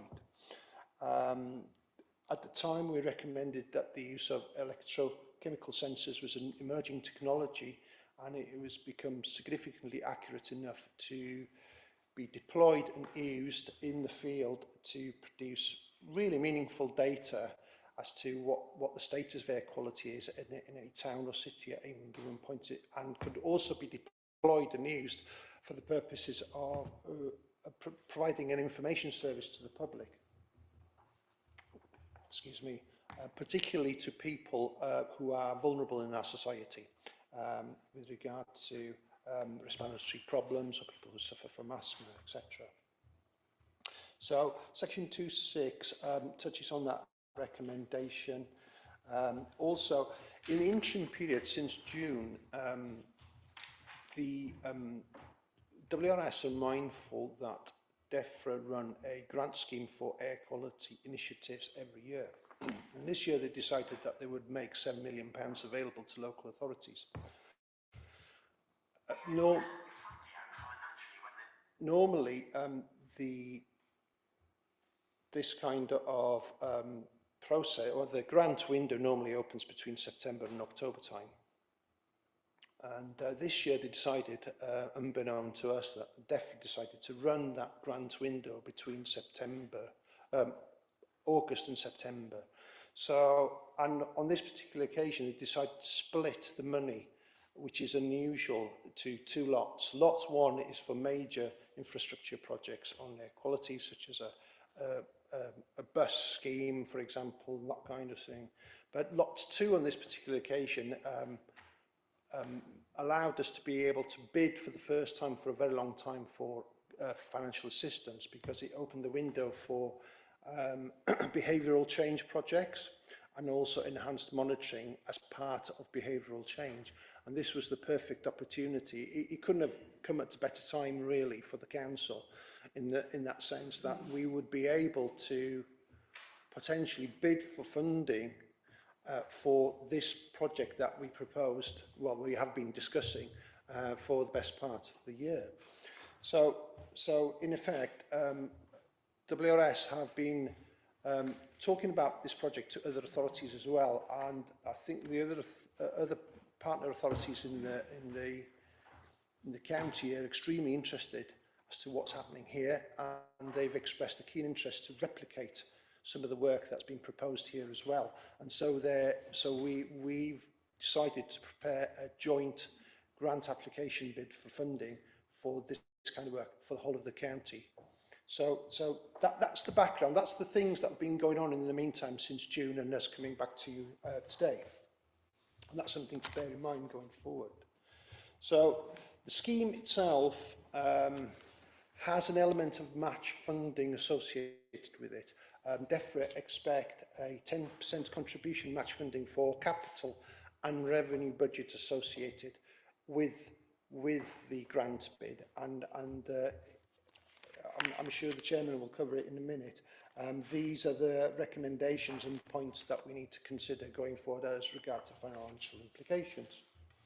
So,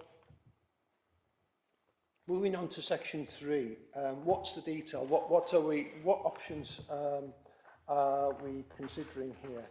So I mentioned earlier on that an example of this kind of equipment is a EarthSense Zephyr system, and if members look at Appendix 2, there's an example photograph of one of these devices. We've currently got one installed in Kidderminster as a trial.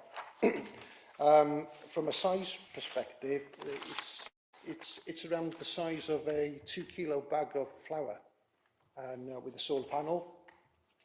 They are immensely powerful. They're connected to the internet, and by having a range of these devices located in the city centre, we can create an air quality mesh for data collection. They sample a range of pollutants, nitrogen dioxide, PM10, PM2.5, and ozone. Now, ozone is an interesting one, and I don't think I went into a lot of detail in the recommended option paper here, but it's something that I'd like members to be aware of, in the sense that ozone is a gas that does cause breathing difficulties. And from our experience with the Zephyr system in Kidderminster during the hot summer period, we did have episodes of high ozone, and we were able to put alerts out with regard to that. So we've already seen some of the benefits and yields of having this kind of equipment. So section 3, 3.2, 3.3 touches on these advantages. Notwithstanding this, we will have to continue to monitor with diffusion tubes going forward for the purpose of local air quality management. As of reporting to you now, the electrochemical systems are not DEFRA approved for local air quality management work, but they are sufficiently accurate, as I mentioned earlier on for you, with regard to reporting on poor air quality into the public. Now, it's important to note, moving on through section 3.5 and 3.6, that the advantages these kinds of systems, particularly networks, give us is they can be used for many other projects, such as influencing behaviour change around transportation.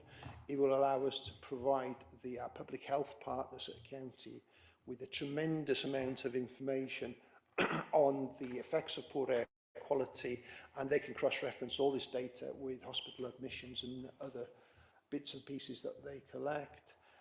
Also, engagement with the young people in our communities.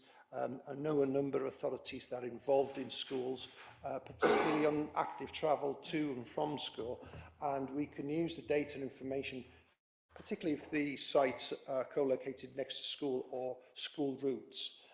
There are many advantages of this, and this is something that we've sought to capitalise as part of the grant application process. So, in deciding on the number of sites, we've put together 3 different proposals for you to consider. A proposal for 3 Zephyr systems or electrochemical devices, proposal for 6, or proposal for 10. Now, first proposal will consider a city centre, which is Upper Tithing, the Hive and the Butts, and London Road. The details of the rationale for why we're going to put them there is in the report. Option B will include all the sites in option A, with the addition of sort of Angel Place, St John's and Blackpool.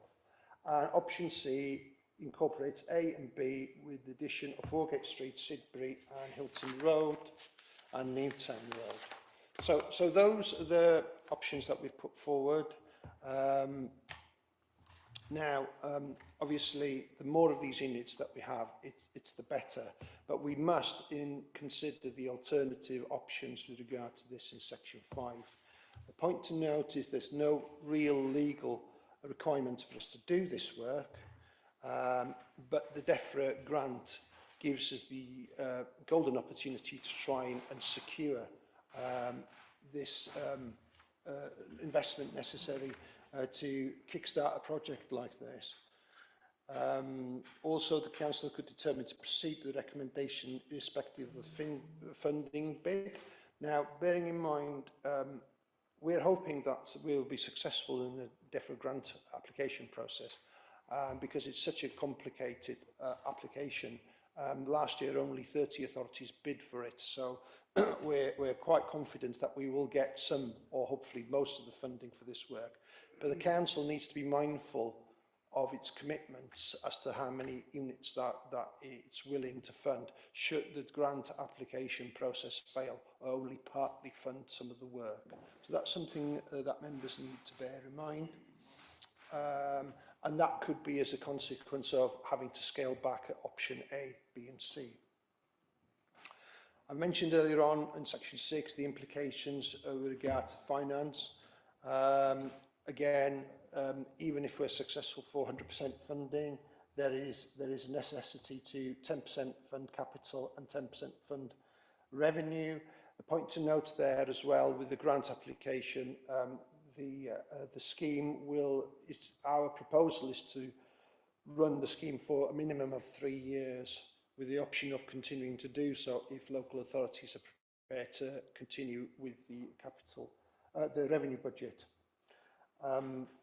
Legal and governance implications. I've mentioned in the June report that changes in legislation that brought by through the Environment Act 2021 is raising the profile of air quality management significantly, particularly for some of our stakeholders at County Council.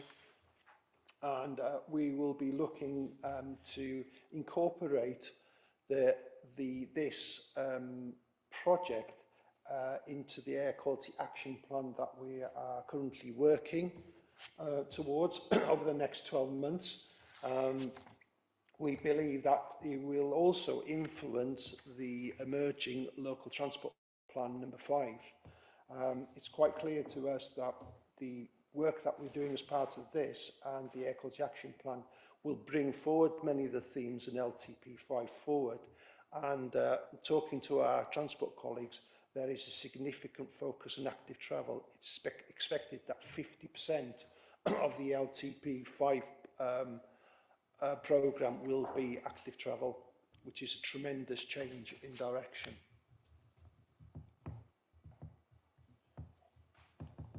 On to risk implications. The only risk there is associated with the proposal is clearly the cost. Corporate policy implications I've already touched on with regard to air quality action plans. Equality implications, they're quite clear and obvious. We've discussed them quite a bit with regard to health inequalities and people who have who live in areas that are socially deprived, particularly locations where they live close to busy roads or town centres. Human resource implications. We don't believe there are many in regard to that, and there are distinct advantages for us producing this piece of work along with all the other partners. So there's a clear economies of scale associated with it. No health and safety, social, environmental, economic. Again, it covers all the items of concern with regard to compliance with the government's local air quality management regime, and also to further promote and support the emerging air quality action plan, which is a revision that we're taking place on the 2013 plan. Thank you, Chairman. A lot to consider. Open to any questions. Thank you, Richard. Very much appreciated your comprehensive introduction, as always.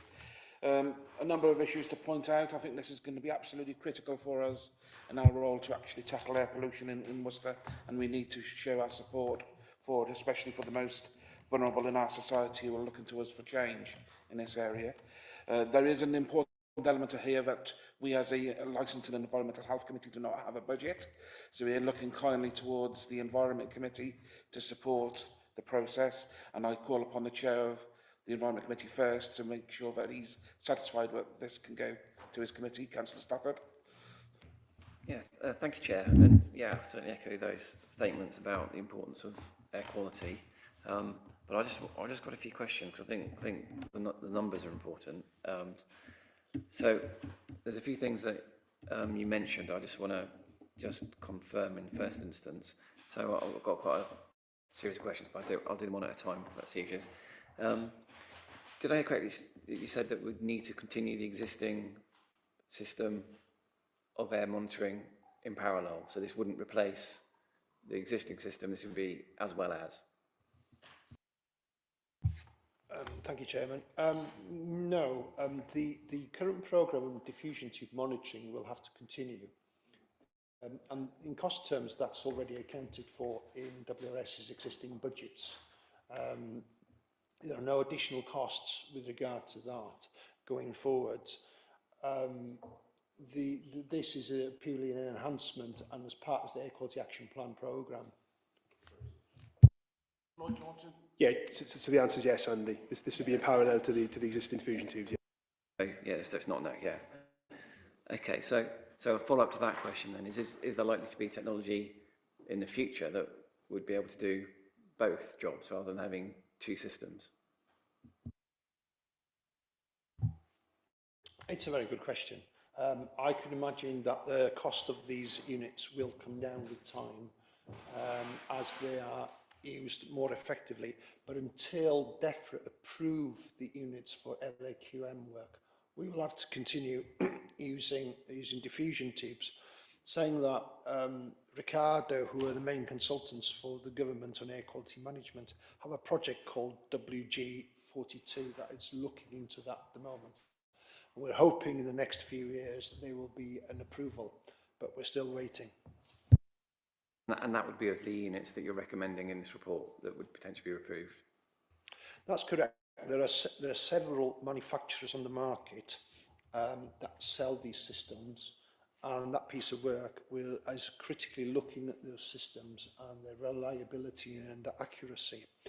I've used, for the purposes of illustration in the report, one manufacturer. Naturally, the total funding that we are seeking for the whole of the county is in excess of £270,000. So clearly, we can't, willy-nilly choose a single supplier. That would be part of the procurement process. Thank you. On costs, the annual maintenance costs, effectively 50% of the initial procurement costs, so they're actually really the bigger issue, really, aren't they, the annual maintenance costs. Does the grant cover the full 3 years, or is it just 1 year? Thank you. The grant application covers both things and is seeking 10% contribution for capital and 10% for the revenue. So, as you rightly pointed out, the revenue component of the application is substantial, but it's still 10% from the local authority contribution. And is that for 3 years? That's correct, yes it is. And then the next question, why are the maintenance costs so high? It's the nature of the technology and the QA/QC work that is associated with it. Part of that is the £500 is the data management and ratification costs.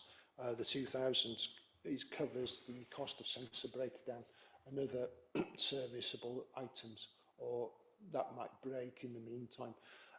It's no different to any other real-time monitoring site, which the traditional technology we still do use to monitor pollution in real time are actually more expensive. Thank you. Okay, and just a minor one, but you include the data costs and including the data costs in the capital and the revenue in the appendix, so it might be double counted, unless I've misunderstood it.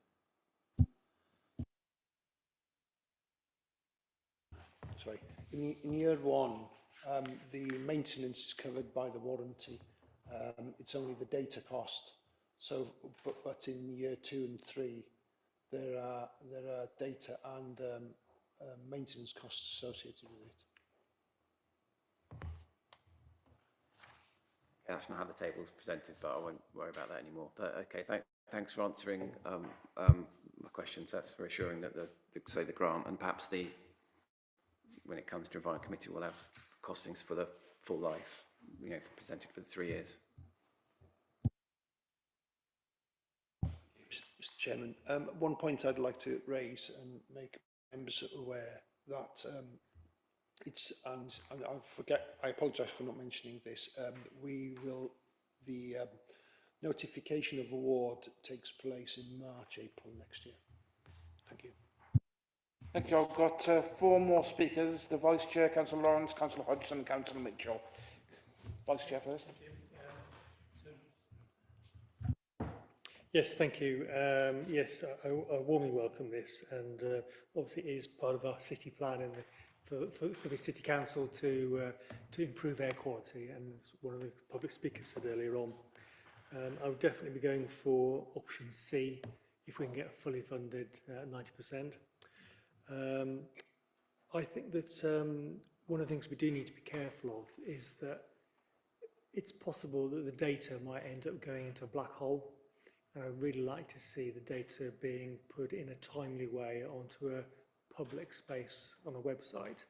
so it doesn't get filtered or have time delays, so that when people can see a high temperature day with the ozone problem, people can see it and they can see the behaviours and then get direct response back. If it ends up being 3 weeks later, you're going to lose a lot of that feedback mechanism for the behavioural changes. So I think we do need to see it not hidden away in reports, but real time, as real time data as we can possibly get on a computer. Yeah, and I think, as you say, it's going to have a massive effect on things like monitoring air quality on school holidays when we see traffic going down, car-free days, special days that we organise to try to reduce traffic, and to get that feedback will be absolutely fantastic achievement for the council. So congratulate you on your work, and I think you should get a good support from everyone. Thank you. Thank you. Yes, thank you, Chair. Yep. I'm very pleased to see this coming through. I was wondering equally, are other environmental conditions recorded as well? So you've got a comparison. Is the weather monitored? Is the amount of actual cars passing that area, for instance, is that sort of thing monitored as well? So you get a picture of what, you know, if it's a wet day, if it's a hot sunny day, the effect that's having on the air pollution. I noticed that Wolverhampton and Kidderminster have got these schemes in, and it would be really good to have a city such of ourselves where we know we've got these blocking points and we've got these junctions, also adding to that picture to help DEFRA build that picture across so something can be done. And then it's what can we do when we've got this information, and is there something we can do, and will we be doing it, or is this helping to build that to make it happen? Okay, right. Lots of questions. First of all, the equipment talks in real time to the manufacturer's website. That information then is passed on to our third party data ratification company immediately. So pretty much most of the data is in real time, and we've got a working example I can show you later if you wish on the mobile phone app. The other bits of the information that these monitoring pieces of equipment collect is temperature and humidity. That's required for the operational ratification of data, regardless of what the sensors pick up anyway. So you have a range of gases. So you've got nitrogen dioxide, nitrous oxide, and oxides of nitrogen, which we call NOx. You've also have PM10, PM2.5 and ozone. Now, it's quite interesting that the unit monitors NOx as well. What you tend to find is most diesel vehicles emit NOx, but then reacts quite quickly in the environment to produce NO2. So it's a good indicator as to the type of nitrogen dioxide pollution you have in a specific area, because nitrogen dioxide is a product of the burning of any kind of fossil fuel. But usually you get a high concentration of NOx because of diesel. That's, again, because of having a number of different pollutants sampled in real time. We can deduct a lot of things from that information. Quite right to mention temperature. Association with high atmospheric temperatures will also result in high ozone. So we can track and trace what's going on with pollutants in real time. And this is really important when it comes to notifying members of the public what's going on. With regard to transport planning, this is the part that excites me the most. Well, you might think it's not that exciting, but in my world it's quite exciting. In that we should be able to influence transport policy. We should be able to point out to transport planners, look at these patterns here. This is a consequence of traffic. You might need to look at how you're managing traffic around the city. You might even want to be rerouting it here rather than there.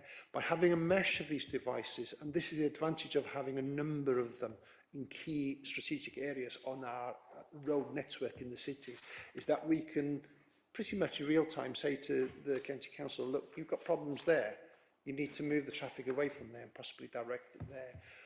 Or, as the case may be, our preferred option is to have more people in the city actively travelling on public transport, choosing to take short journeys on foot, choosing to use bikes, alternative methods of transport. That is the future, and that's what we're seeing in many town centres who are forward-looking with regard to managing their local environment. Thank you. I can say I've known Richard for a long time, and I've never seen him so excited as he is today. Councillor Hodgson. I just 3.21.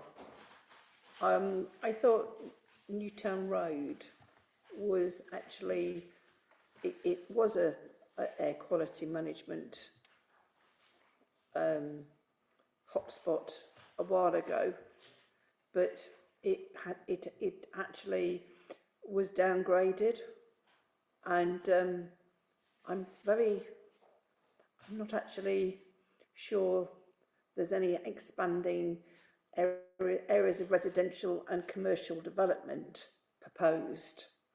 So I'm not quite sure where it is and why it's proposed. I understand it's close to the hospital and that sort of thing, but why that one? Why isn't the top of London Road or other or Ashford Road or something like that,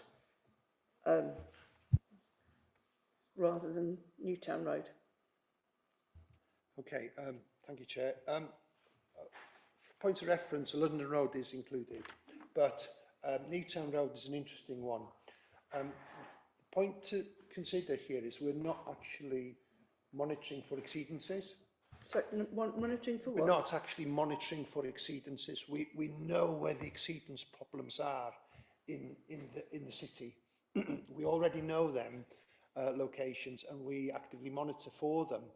What we're trying to do here is produce a sensor network that will give us a picture of how air quality changes and emerges throughout the course of the day, and to incorporate that with locations where you are going to have significant footfall from people walking around, or people who are likely to have health problems as well. So we chose Newtown Road simply because it's a main arterial route into the city, and also we have lots of people who are vulnerable from a health perspective that frequent that area, and we thought that was be an important location to monitor.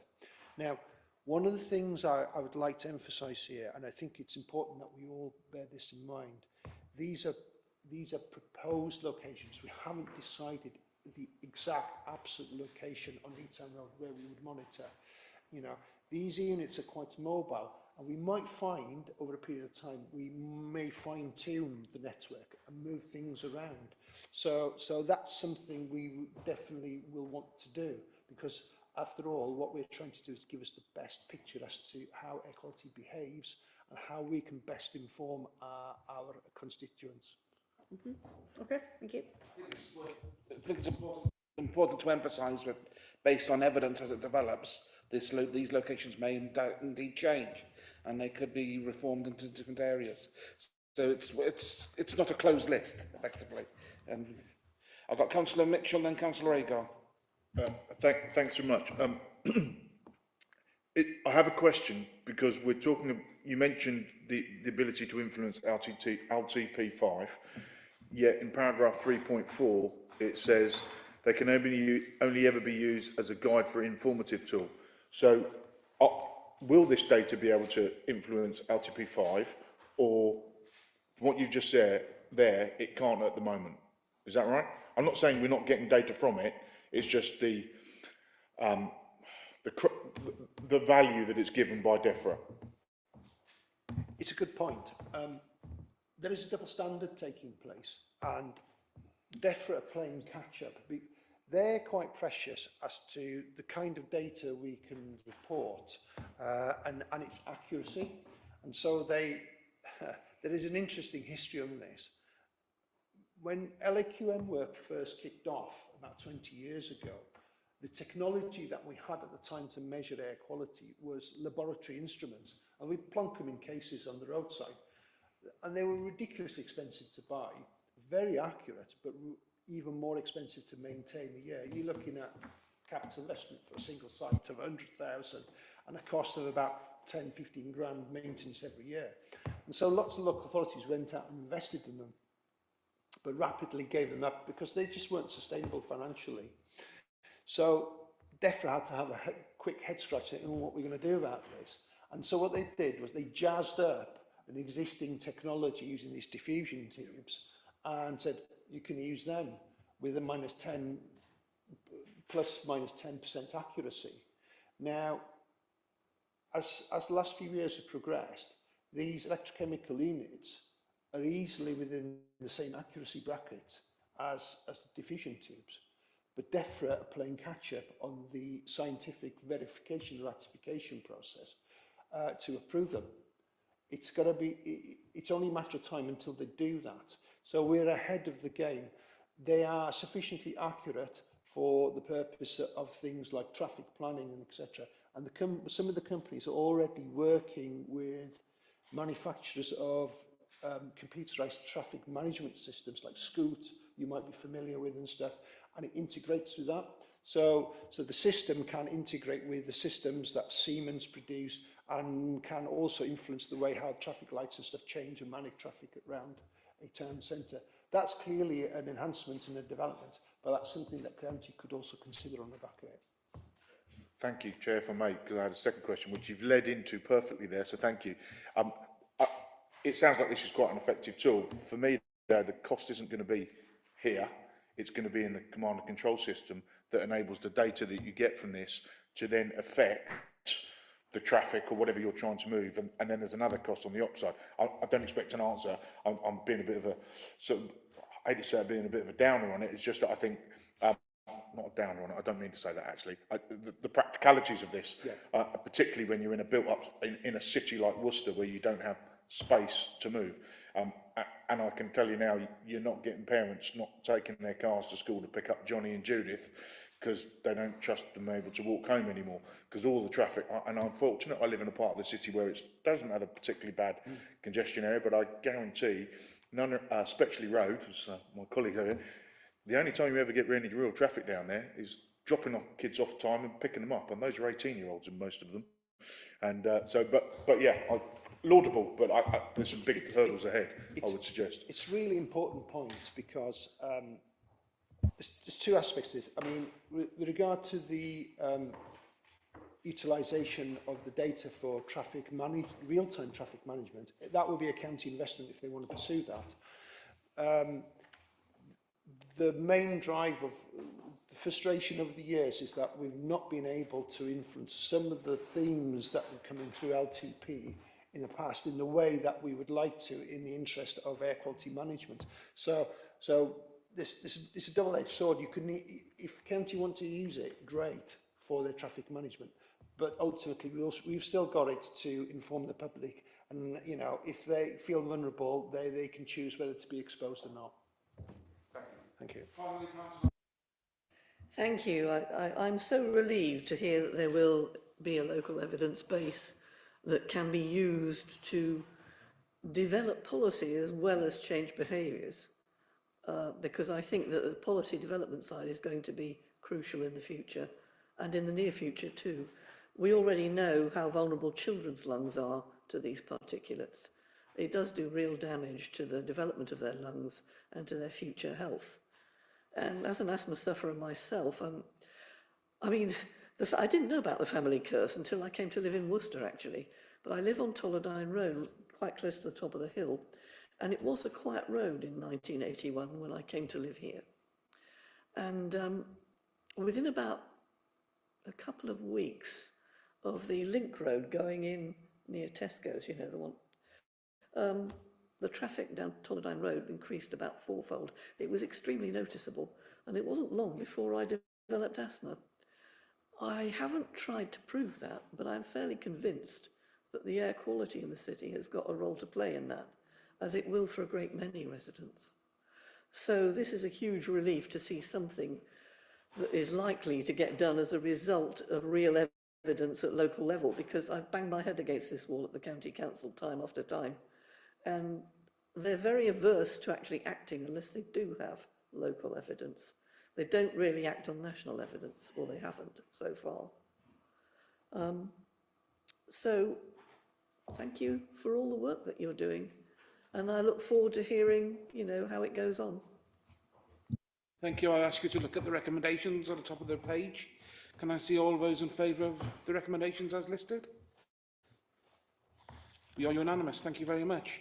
That concludes today's meeting. It's 9:10. I did say I wanted to do a very, very brief AOB, which you could probably answer in one word.